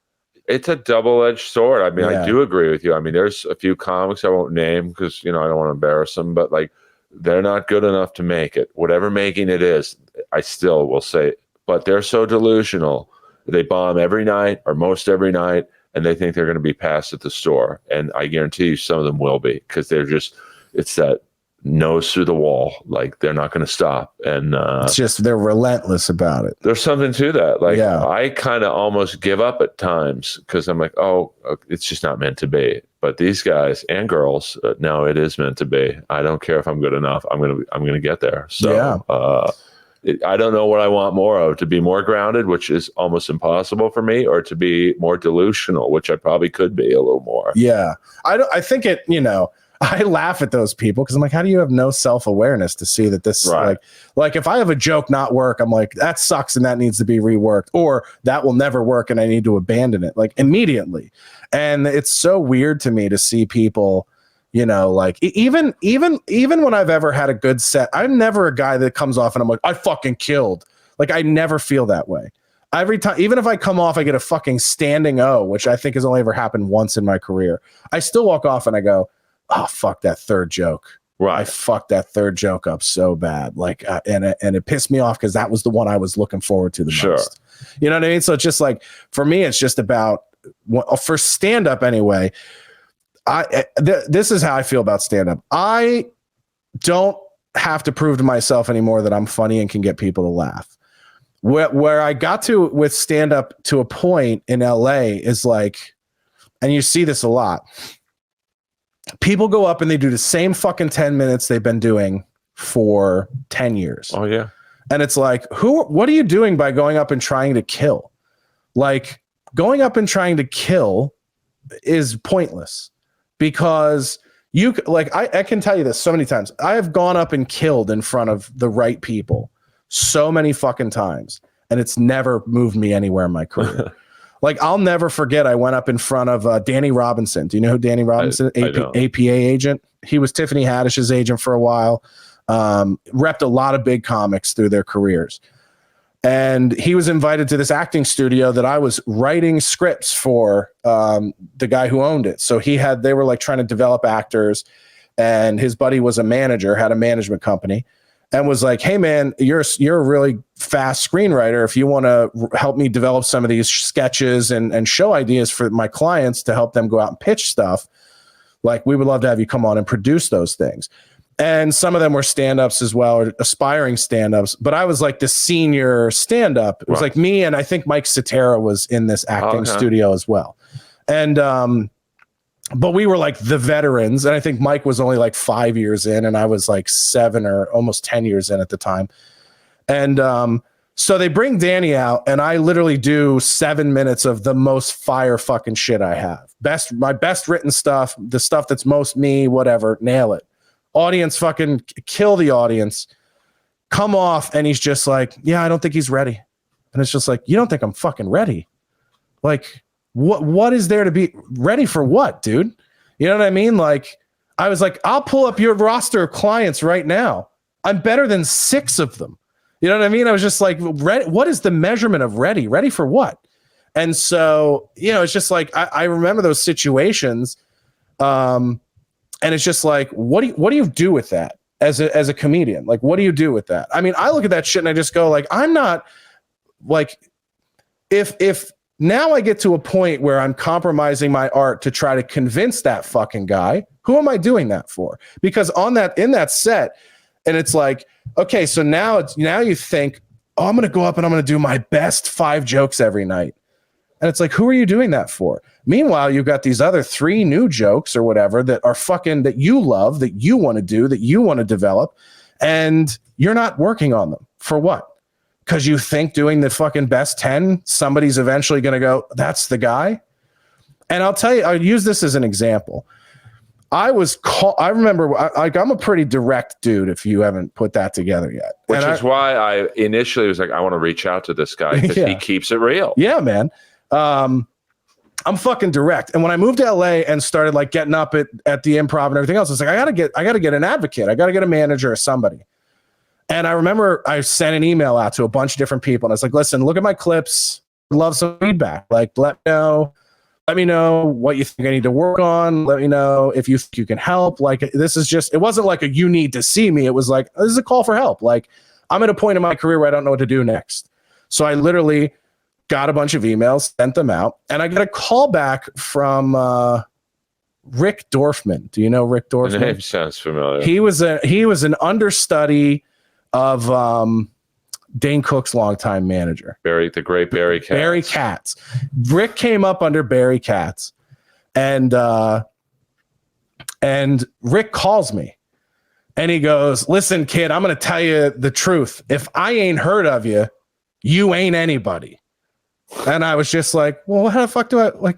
First of all, that's ridiculous, right? That's almost like saying, like, if you're not already in the NFL, forget about it. Right. And it's like, well, that's not how life works. Like, new people come along all the time and do things. Like, it's fucking preposterous. And but he was just like, well, if you had it, somebody would have tapped you already. And I just go, well, what if they don't know who I am? And he's like, well, if you had it, they would know who you are. And it was just a very sort of dismissive mentality. And it like fucked me up. And one of his clients at the time was Pete Lee. And I called, or not, no, yeah. Well, he was listed as one of his clients. And I called Pete. He goes, I haven't been with Rick in like a year and a half. He goes, I left him like a year and a half ago. And I go, yeah, dude. Like, he fucking basically was like, give up. And I was like, I'm not going to, but it was one of those things. And Pete goes, let me tell you a little story about Rick. He goes, he'll say shit like that and he'll talk about this. And he goes, I just left him like within the last year. And when I talked to him and said, like, yeah, it was like a mutual separation. We agreed that like, we're not in a position to do anything. He goes, he said, when I split up with him, he goes, yeah, I got a lot of guys on my roster I got to move on from. He's like, I got these 2 guys right now that they're okay, but I just don't know what to do with them. And, I just... There's no point to me representing them. Do you know who the 2 people were? Kumail Nanjiani and John Mulaney. A smart decision. So he moved on from those 2 guys because he just didn't think there was anything that could be done with them. Well, I think, and this is like 2000. It was like 2011, 2012. Well, I think that's almost laziness on his part. Instead of developing those guys or helping them a little more than he was. He's like, oh, they don't have anything going on. I'm going to move on. Like, they don't want to help you. They want you to come to them already with, something in the can. They don't want to do work. Yeah. They don't want to do work. So like, I got signed by UTA after I went out and got my own fucking television show. Oh, then they were probably, oh man, you're great. They rolled out the red carpet. Yeah, we were going to put you with Doug Edley for comedy and touring, and we're going to put you with this, and then every call we had a call like every other week. And it was always like, well, when the second season comes out, then we'll get the ball rolling on some of this other stuff and your stand-up and everything else. And then like, oh, well, we got to wait for numbers to come back for the second season. And then we got to talk about, and it was just like stalling. I was like, I want to get with a literary guy. Like, it was never my goal to be a TV host. Right. Like I wanted to write scripted stuff and star in my own script or direct. And that was my goal. And they were like, all right, cool. We'll have somebody look at your stuff. They never even had anybody fucking read my scripts. So it's just like, I'm at one of the biggest 3 agencies in LA and they don't want to work. So what's the fucking point? Yeah. I mean, that's why the one good thing about the internet, this podcast, hopefully mine, is we can do it on our own. But it's like, I would say, like the ICM agent, he's like, dude, I love your podcast. You get some weird guests, because I get like 80s metal guys, and that was almost the niche point of my podcast is who wants to interview the bass player from Cinderella in 2018 or whatever. And I'm like, well, you have a client roster that's the who's who of comedy and music. Why don't you throw me some of them to put on the podcast? He's like, and that's mutually beneficial for his clients. They get to promote, hey, I'm on this episode of Animal Kingdom tomorrow night or whatever. And I could tell he's like, oh, that would mean I would have to do some work. Like I'd have to call them and they'd call you, and then I was like, all right, I'll just do it on my own. Yeah. I'll interview an unknown comic. Yeah. And it's just like, I just talk to whoever I want to fucking talk to. Like that's the thing, is that's why I kind of changed the format of my podcast. The concept of Jenkum is just like all podcasts are just sitting around talking shit about whatever shit you want to talk. Yeah. And it's just like, who cares? Like every time I tried to create a podcast format, we always broke it. Sure. You know what I mean? It was like, we'll have a sports show and we'll talk about politics. I'll have a politics show and we'll talk about fucking sports. We'll do. So it's just like, I just want to talk to people I want to talk to about whatever the fuck we end up talking about. Yeah. Like that to me is that's what I love about green rooms with other comics and other people. But to me, that's like, people tune in because you're interesting as a host, or they know you have people on that are interesting. That's it. There's not like, unless you're doing like something like Serial. Right. With a lot of production value or some sort of format or theme. Like, but that's a whole different audience. Those people aren't buying tickets to go see stand-up shows. Well, I also think it helps if you have good chemistry. Like you and I, this is the first time I've ever met you. Formally. Yeah. We talked at shows before. But. So but briefly, and hey, how, just small talk. Yeah. But I just knew, because we keep it real, this is going to be a fun interview. Yeah. And it's going to be free flowing. And look, we started talking about hockey, and then got into the comedy talk. Yeah. So that helps too. Yeah, and it's like, I just like, and that's the thing is like, when you start to look at business shit and you're like, oh no, like this is the thing that was always gross to me. It was like when I was doing stuff with that management company and that acting studio, like all those people all hung out together and they all went to shit together. And it was just like, ugh. And I see that with other agencies and management companies, stuff like everybody just like, that determines who your friends are, is like who you're repped by. I'm good on that. Yeah. Like exactly. That would never be a deciding factor for me. I mean, I see it a lot with like huge comics openers. Like they all become each other's world. Like Burr's openers, pretty much. Yeah, Verzi and who's the other one? Joe Bartnick, who's Bartnick. Yeah. But they all they're just like in a sphere. DeRosa was in that sphere for a while, and now he's like doing his own thing. Same thing with like D'Elia's openers. They would all like Lenoci almost be like a wolf Craig. pack. And who? Everyone called him Baby D'Elia, Marquez, because he looked. I guess so. D'Elia. I guess that makes sense. But I was like, don't you guys have other friends? Like, nothing against these two other guys, because Craig's like the nicest guy in comedy. But like, I met Craig doing Bringers for Tammy Joe. Yeah, Tammy Joe. She made my one ex-girlfriend quit comedy because she was more of an improv girl, but she started branching out into stand-up. She's a fucking bull, dude. Well, if you're on one of her shows, you better bring her. You're out. Yeah. So she's a fucking bull, dude. I remember like she hit me up one last minute one time, and she hit me up last minute one time to do a main room show at the store. It was back when she was still producing Bringers at the store. Right. And she was like, if you can help me out with this and get some people out to this, like I'll let you headline it. And I was like, well, put me on, but also put on Tommy Ryman, who had just moved to LA. He's a Minnesota comic, really funny dude. I was like, put him on, and like, if I can curate the lineup a little bit, tell you who to put on, I can get these people out. So we got him out. The whole show was like 40 people, right. Like 25 of them were people I knew. And my agent at the time, or my manager at the time, and like a bunch of the people from that acting group or whatever came out. And it was literally like, she's like, thank you. Like, you really helped me out with this. And, like fucking, it was tough and grueling.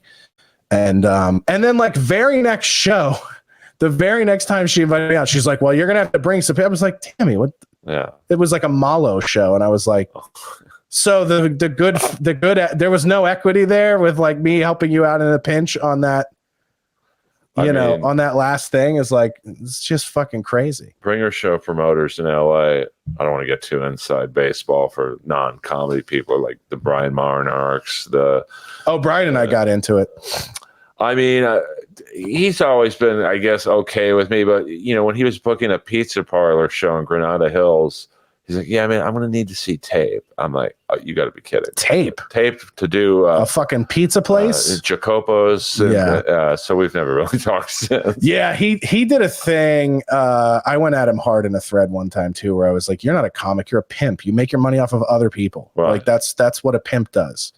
But this was after we had an interaction. So I had the only bringer I will still work for that I like because he's my friend is TK. But I'll go do his shows, but TK never once since I first met him is like, how many people you got coming out? Because he knows like he knows I have enough of a following of friends in LA that if like I'm going out and I'm doing something different or new, like, hey guys, I got like a new 15 I'm working out, come out to this spot. He used to do Formosa Cafe, which was like my favorite little room, and I would go do that spot and I'd do like 15s at the end of the night and just fucking I'd be able to work out new shit Friday, Saturday, every weekend. And, he and I just became good buddies over that. He's now in Dallas. He's opening a club out there. But, yeah, dude. And so, he's been wanting to do that forever. Right. Like he's been trying to get investors to get that going forever. And I think that's great for him. And that dude's a fucking good comic, but in his own right. Like he's a very quick, kind of like one-linery guy, but really funny. And, he's never been a dick. Right. I had my back and forth with Tammy over the years and I was just like, I don't need to work with you anymore. But with Monarch, it was like, I remember he reached out to me one time and he was like, come out to the show.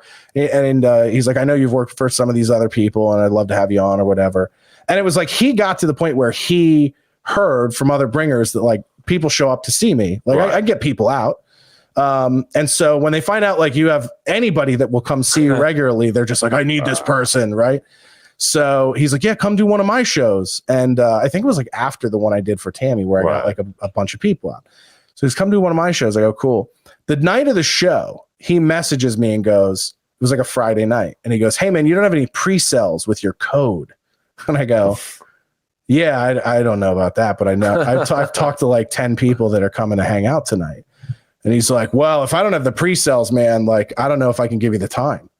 And I was like, I just told you, I know people that are coming out to the show. Like, I don't.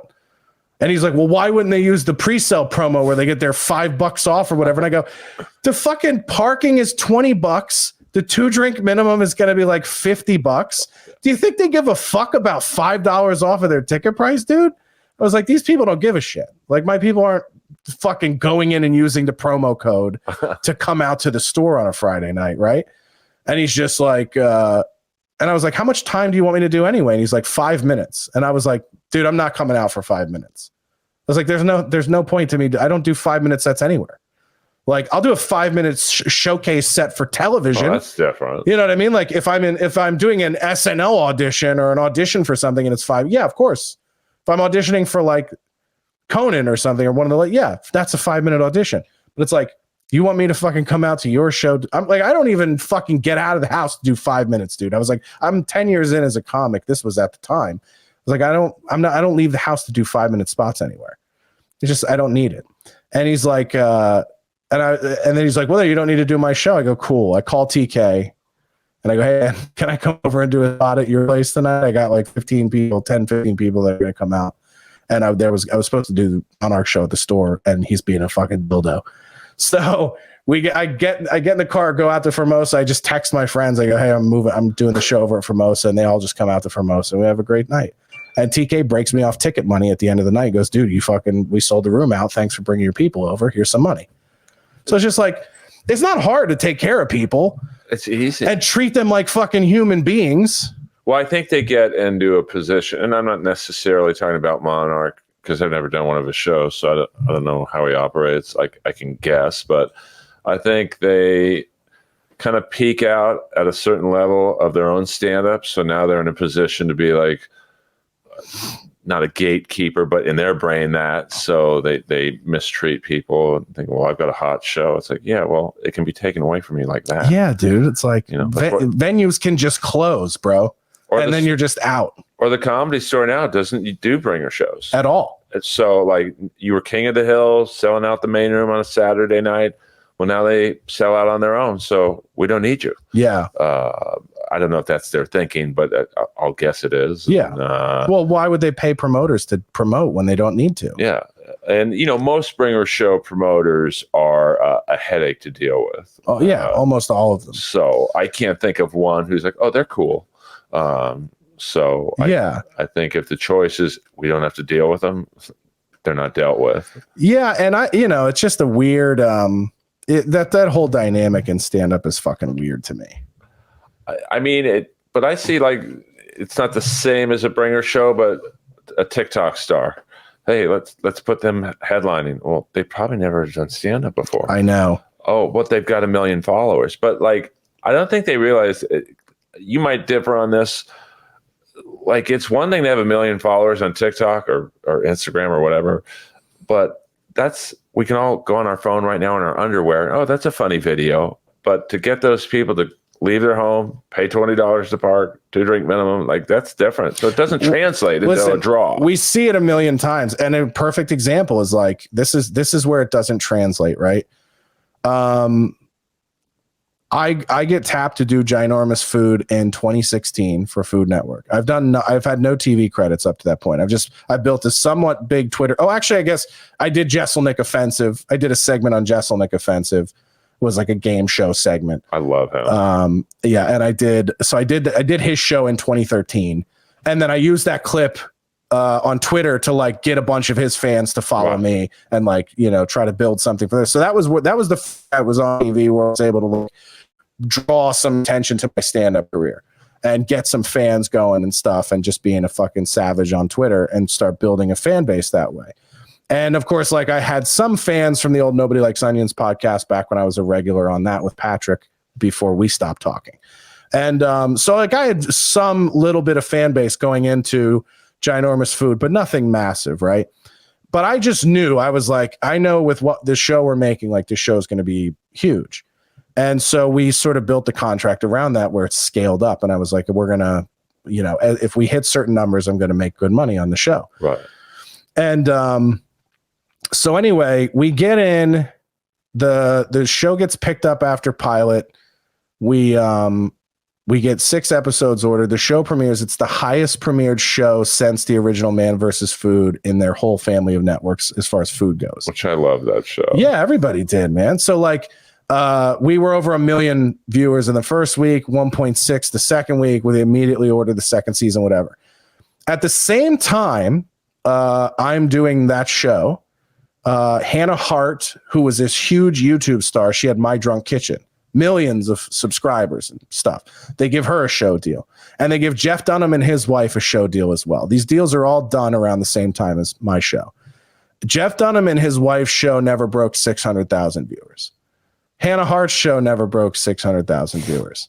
And these people have millions of fans. Jeff Dunham has millions of dollars. Like, Jeff and I have the same entertainment lawyer and his name is also Jeff.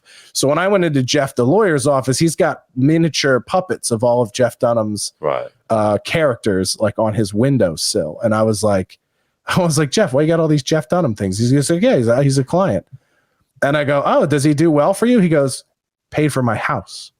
Oh yeah. He's like, he's my biggest fucking client. Him and like did the deal for the Workaholics guys, all their production deals and stuff. So the reason I picked him was because he does a lot of hyphenates, people who write, direct, produce, star, whatever. And I was like, oh, I want to do a lot of stuff. So and we hit it off. He's a cool young dude. And but anyway, he did my deal for my show and then pitched me to some agents, and I ended up going with UTA, who then did nothing for me for 18 months and then dropped me when I said shit on the internet that people didn't like. So it's just like, it's like you put all this, it's like, where are you putting your energy? Right. And now, like, my goal is just putting energy into things I either like or things that I'm passionate about. And if I don't care about it, I'm not going to do it.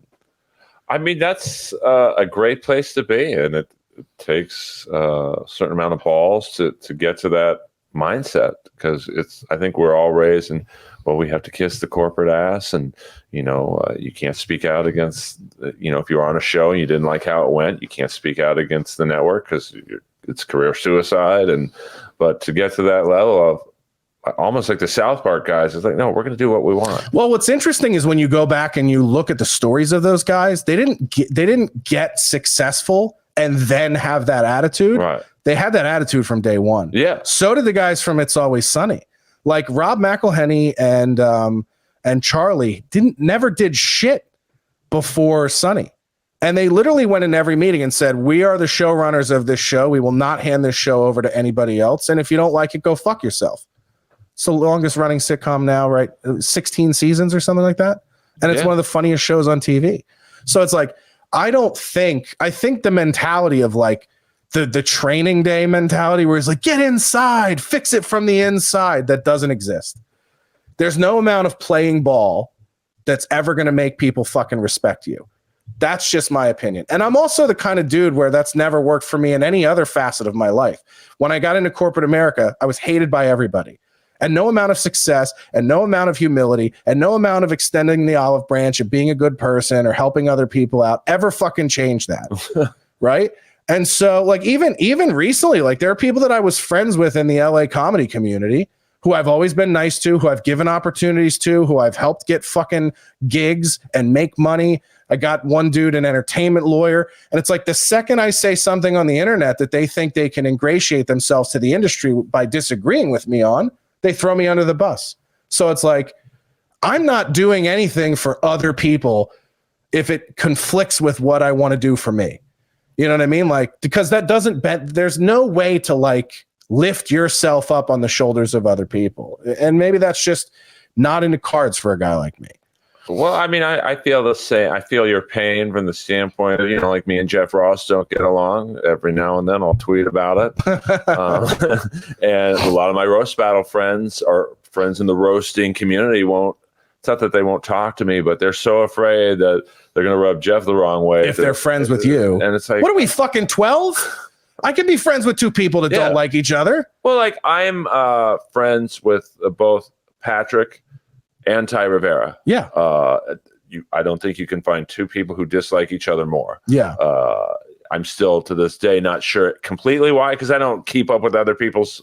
But I like both. You said just now you and Patrick don't vibe. No, we don't know because there's a long story there with why we don't get along. But and I respect that. I mean it's also not like it's also.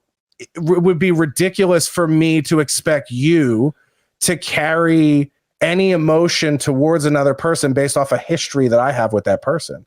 Yeah. Like that's not, it would be insane for me to be like, you shouldn't like this person because of this 10-year fucking back and forth hatred I have with that person that you know nothing about. Yeah. Like that'd be insane. A lot of my friends open up for Jeff on the road. Yeah. I don't not talk to them. I don't know. And listen, like I can also tell somebody like, yeah, I don't know that guy and I've never really met him or chatted with him, but like, I don't want to either. Yeah. Like, there's nothing about that person that goes like, I've met Jeff many times. Yeah.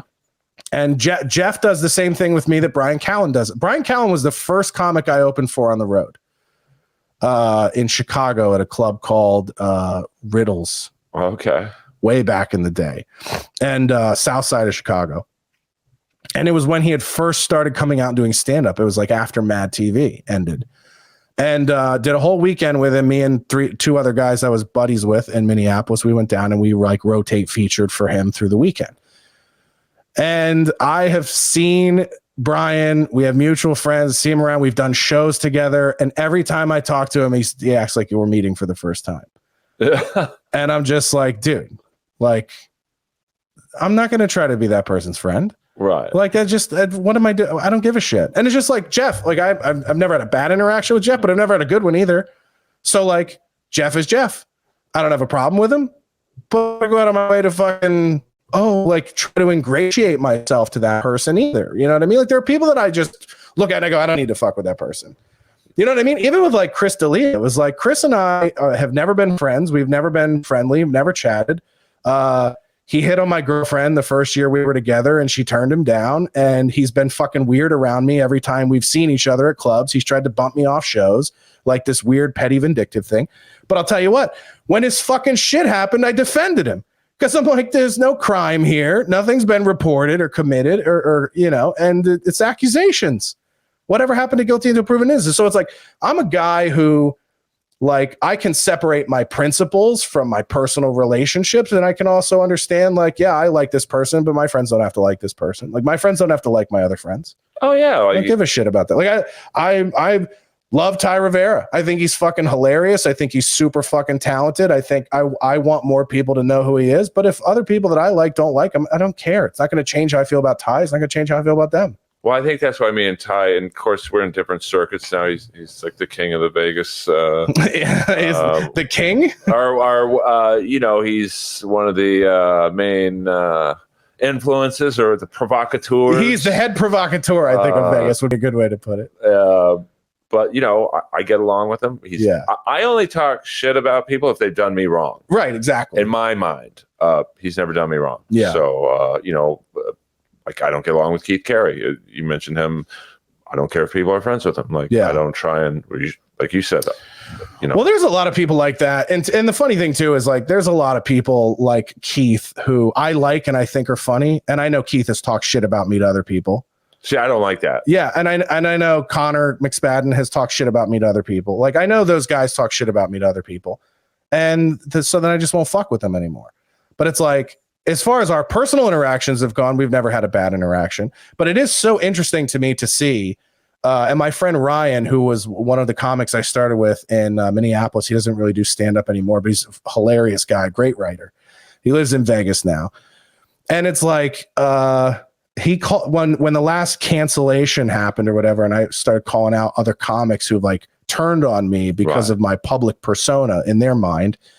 And they think they have something to gain by standing in opposition of me publicly. Like, that's going to help their fucking nothing career move in the right direction. It's like, dude, my friend Ryan called me and he's like, boy, there's a lot of chatter. People never had any fucking ink. And I just love the way he said that. And it's just like, if you're somebody who doesn't get ink about anything you do, don't fucking criticize what other people are doing in their career. Like, nobody's writing about what you're doing. There's no buzz. There's no press, right? Go focus on that. I don't sit around and go like, I don't know. Like when Ty's thing happened with, what the fuck is his name? The black comic. Is it T-Rex? Tricks. No, Todd Rex and Tricks. I love T-Rex. T-Rex is cool, yeah. But Tricks, and I was just like, I don't fucking know Tricks.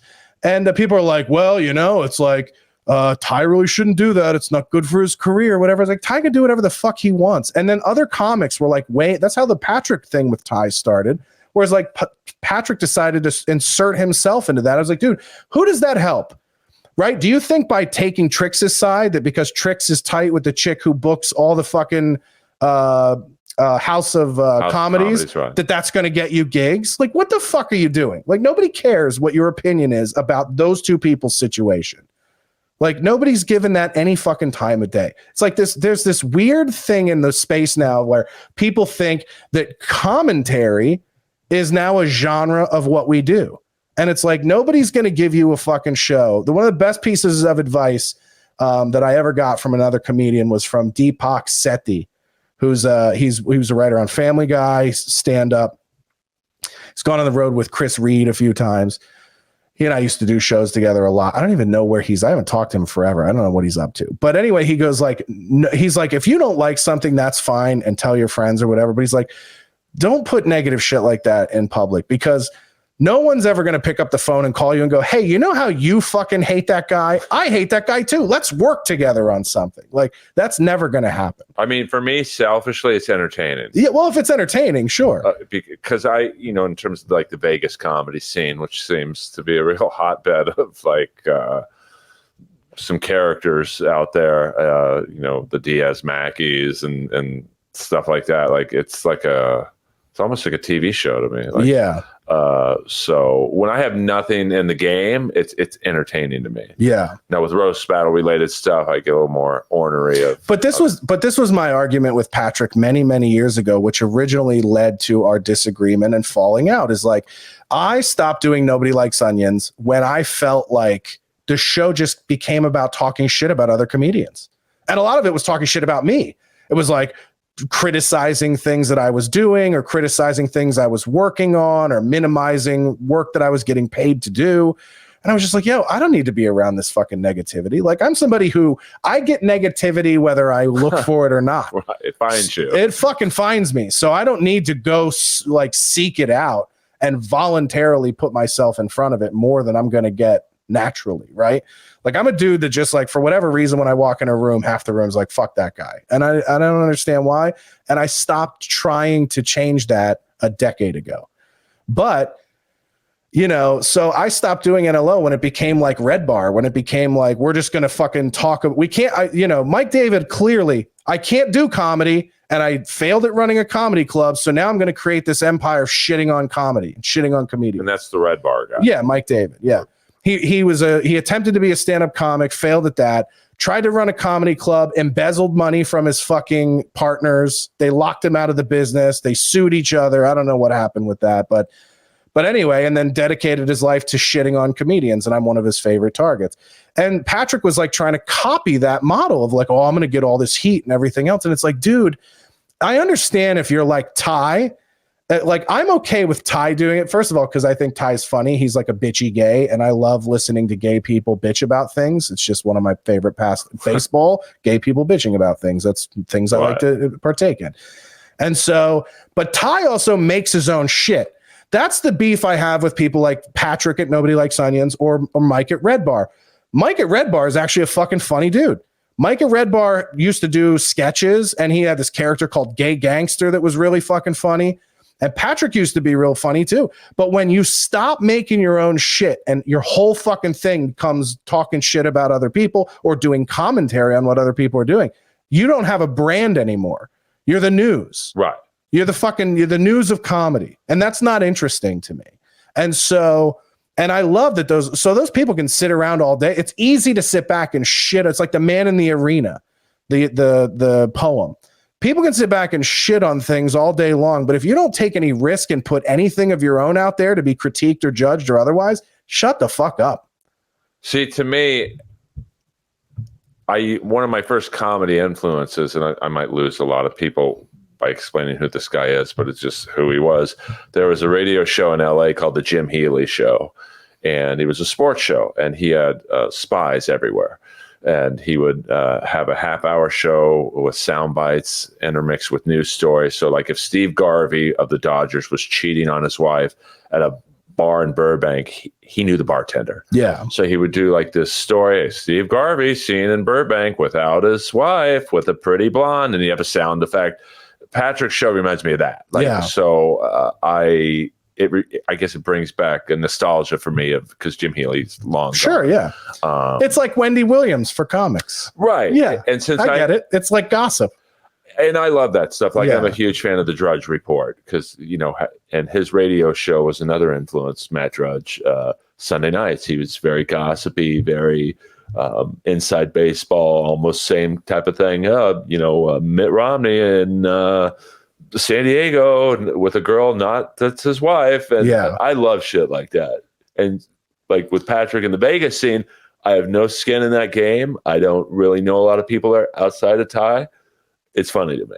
Yeah. And it can be funny for you because there's a lot you don't know about him as a person. Yeah. And I'm just saying that from my own personal experience. Like, perfect example is part of the reason why I can enjoy that is because I know who he is as a dude. And I know that everything he does has some sort of, like, he's not doing it organic because he thinks it's funny or he actually thinks it's going to help him get in with the comics that don't like Ty. Like, I'll never forget this. When we were doing Nobody Likes Onions together in the mid 2000s, so 2010, 2011, like the show was fucking picking up, and it was, you know, we would do live shows that have tons of viewers, and then we did some live stand-up gigs. A ton of people came out. We had a great time. We really in the early days of the show was one of the most fun things I was ever a part of, because it was like we'd pull like news stories and we'd riff about them back and forth, and we'd talk shit about things, and he loved to get me going about how much I hated women. Which was like his fucking favorite thing, to wind me up about women and fucking how much I hate them. And I still do. And my girlfriend and I talk about it all the time, how horrible women are, and how a lot of them need to be fucking killed. And, you know, no, I'm just kidding. But anyway, just, you know, that's going to go viral. Yeah, of course. Not any specific ones, just, you know, specific types. But anyway, we had fun, and we did bits, and we had like a good rapport. We had really good chemistry together, doing a podcast together. And then there would be conversations we would have like off of the show that would be like, he would be telling me like, this is what I'm doing to try to advance my career. And it was always like, I want to try to get in with these Chicago guys like Mike Bridenstine and Mike Burns, who was the guy who created Dad Boner. And he's like, I'm producing a podcast for them, and I'll try to get in with them. And, you know, maybe if I get in with them, I can start getting up and doing these spots. And maybe if I can get in with this person, I can do this. And then like, so it was like everything that he did was like transactional and gross. You know what I mean? So it's like when you know that that's behind somebody's shit, and it's not, if you and I start talking shit about somebody right now, it's probably not because I think I'm going to win fans with their enemies. It's probably because we really feel that way. Oh, yeah. Right? I like to say, a little bit closer. I don't talk shit. Like, Yeah. I talk facts. Yeah. Well, yeah. So I'll never say, well, this person's a fat slob. I'll be, this person fucked me over on this TV show or movie, or not movie. And they might also be a fat slob. Listen, I'll call myself a fat slob. I know what the fuck I'm doing. But it's like, but if it's personal, you'll admit like, yeah, that's personal. But if I had a beef with you, I would not roast you or like his head's big.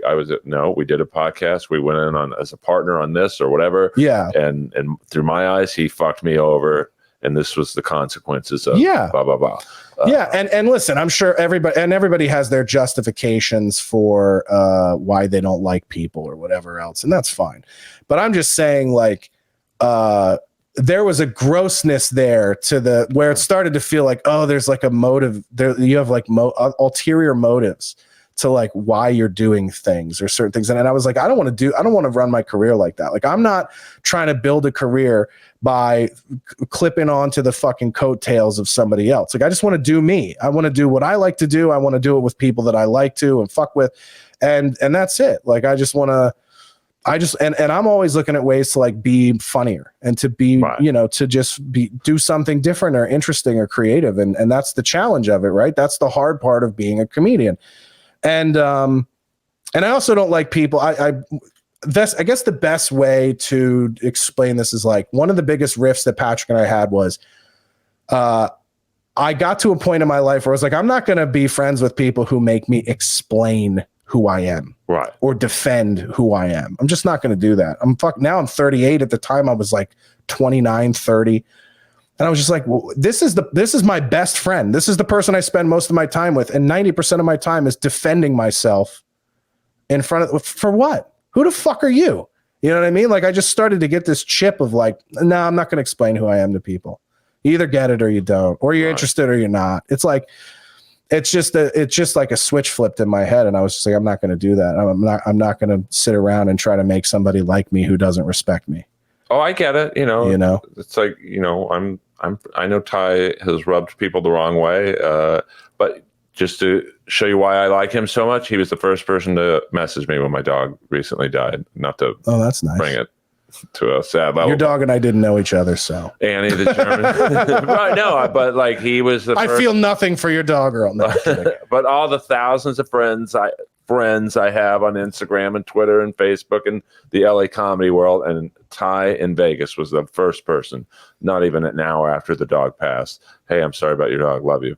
And, So yeah, that's nice. That's real gestures of friendship. Yeah. So Ty didn't send you that message because he thought, like, if I fucking tell Earl that I'm sorry about his dog, Earl's going to talk to his manager, and this manager might fuck with me. Like, that kind of shit is like masochistic and calculated. I don't like that. But I see that all the time. Yeah. But and it's so common in Hollywood, people come to expect it. I won't tolerate it. I'm just not going to be around people that are like that. Well, that's why I hang out with very few people in the LA comedy scene. Like, my best friend is right next door. That's right. Yeah, Carl. He fucking lives. He's like Kramer over here. I don't have burst through the door in comedy. Like, well, and I've had a couple of them over the years, but it's amazing how quickly that can change because people are trying to jockey for position, and like I don't, listen, man, like.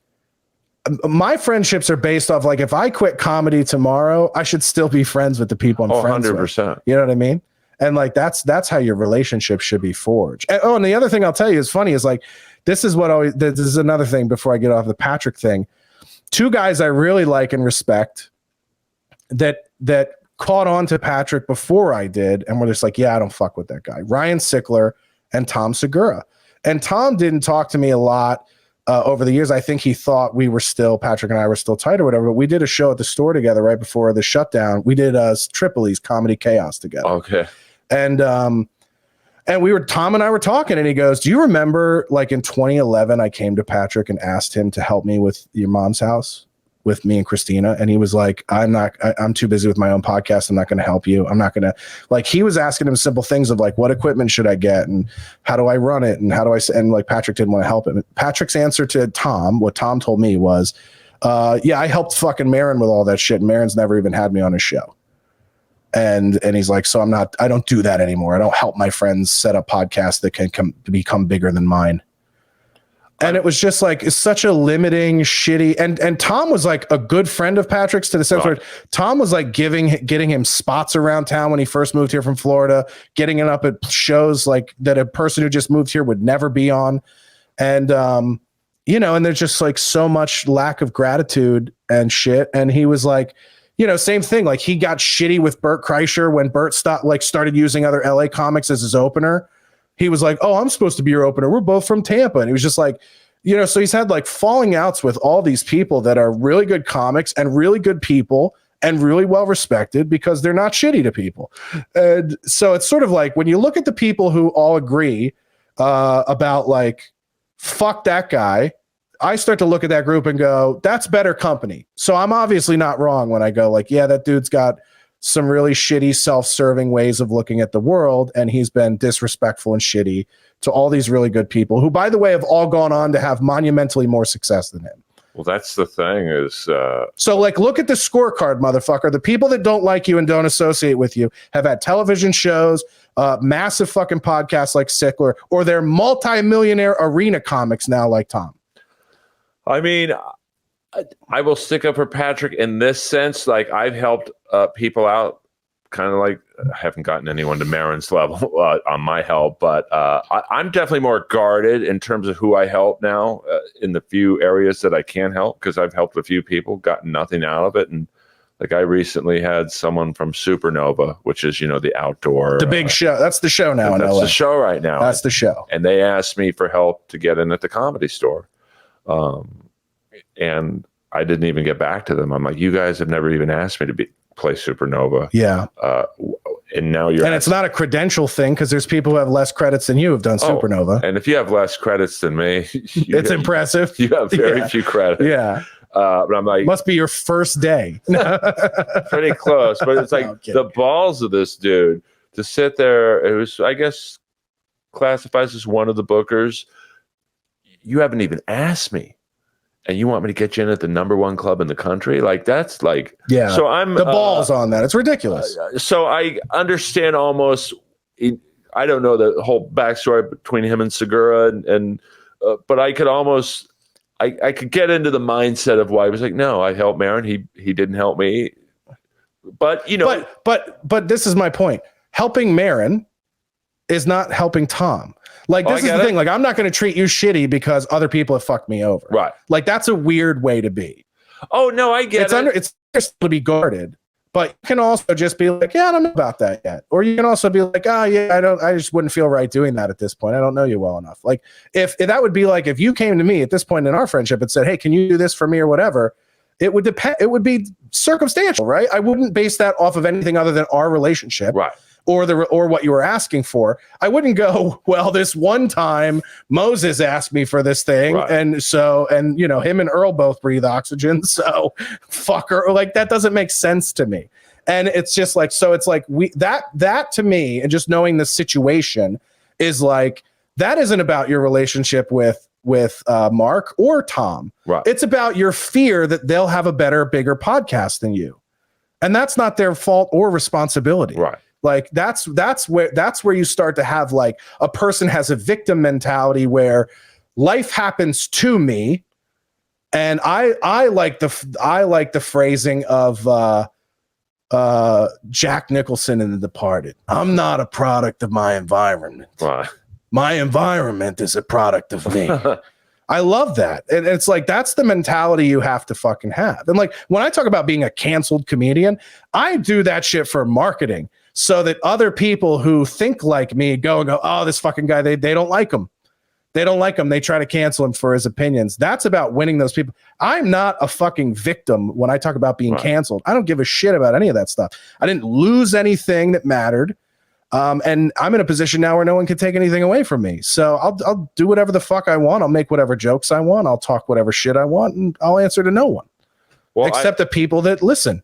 Well, I always try and tell people, be nice to everyone, because you never know who's going to make it. Now, that's very true. Well, you should be nice anyway. Yeah. But like, I remember all the people who shit on Adam Devine when he wasn't nicest guy in the fucking world, by the way.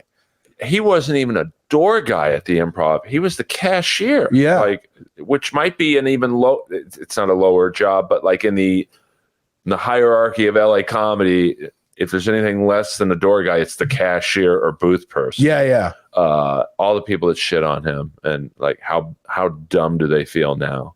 Because this guy's a lowly door guy or booth guy, and so he took care of people. Oh, I remember Earl when he was nice to me at the Improv. I'll put him on the show. Like he didn't do that with me, but like and I see it at the Comedy Store all the time. Some of those door guys are treated like shit by marginal comics. Oh, it's terrible.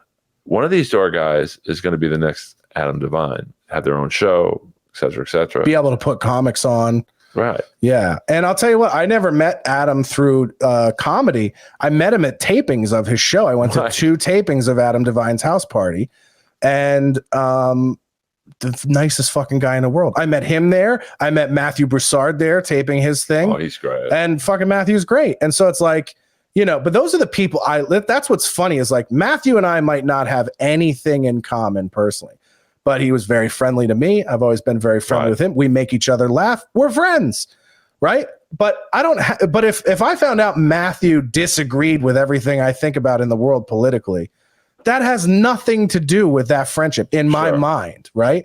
And so I'm finding out that like, I guess that's not a very common thing where you have people have the ability to separate and go like this, not to be all Seinfeld about it, but this is this regardless of what I do on my own or what you do on your own. And it's like, it's so weird to me that people think like your friendship with somebody is like some sort of long-term endorsement of their behavior forever. Yeah. You know what I mean? And it's just, there's this just sort of strange thing. And that's the thing that's wild to me is like, I've had people that I've only ever been nice to and only ever helped and done nice things who I would think would come to defend my character and say, I don't agree with what he thinks about abortion, or I don't agree with what he thinks about racism, or I don't agree with what he thinks about these things, but he's always been good to me. Like that should have been the answer from some people over these events over the years, but it's not.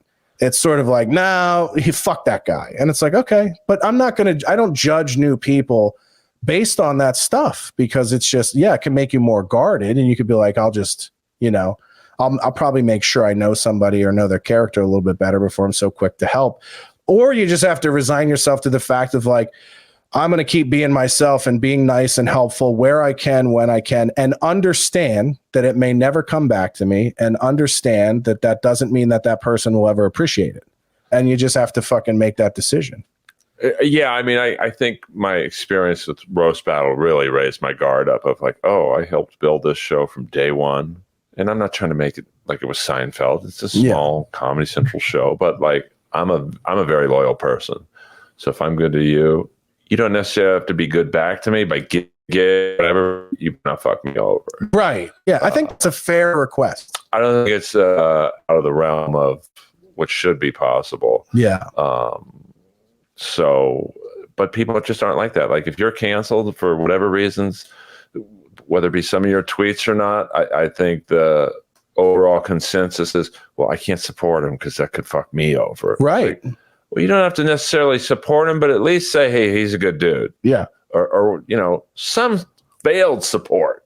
Yeah. But I think people are so selfish in this business now, where it's me, me, me, me, me.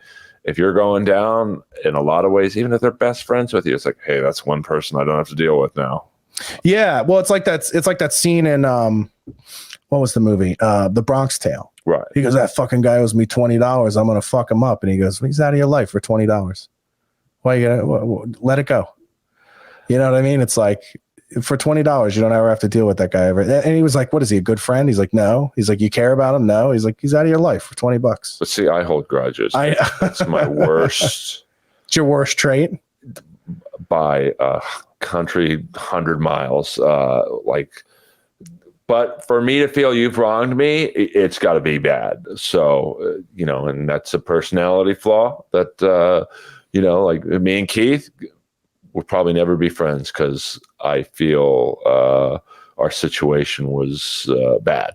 And, you know, I might be missing out on an opportunity. Maybe he gets a show on whatever network, and like, well, that's just the price of doing business for me. Yeah, I don't disagree. Like, there's people that I'll never work with, no matter what they have or what, just on principle. Just like I just don't like that person, and I would never want to work with them. Yeah, I feel the same. Like Jeff, I don't care if I'm never in a show that has the name Jeff Ross Presents in it.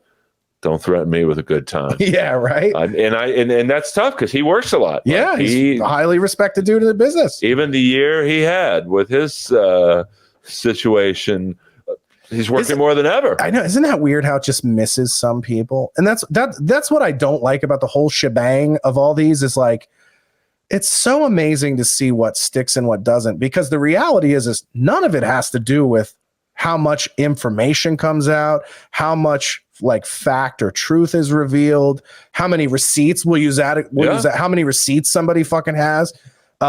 It's just amazing to see like what sticks and what doesn't. Like the Jeff thing, very interesting to me because, and we'll jump out of the main broadcast and go into the quick after show here, but it was very interesting to me to see like objectively the Jeff situation, way more fucking receipts than any of the Chris D'Elia stuff. And Chris D'Elia is canceled and Jeff Ross isn't.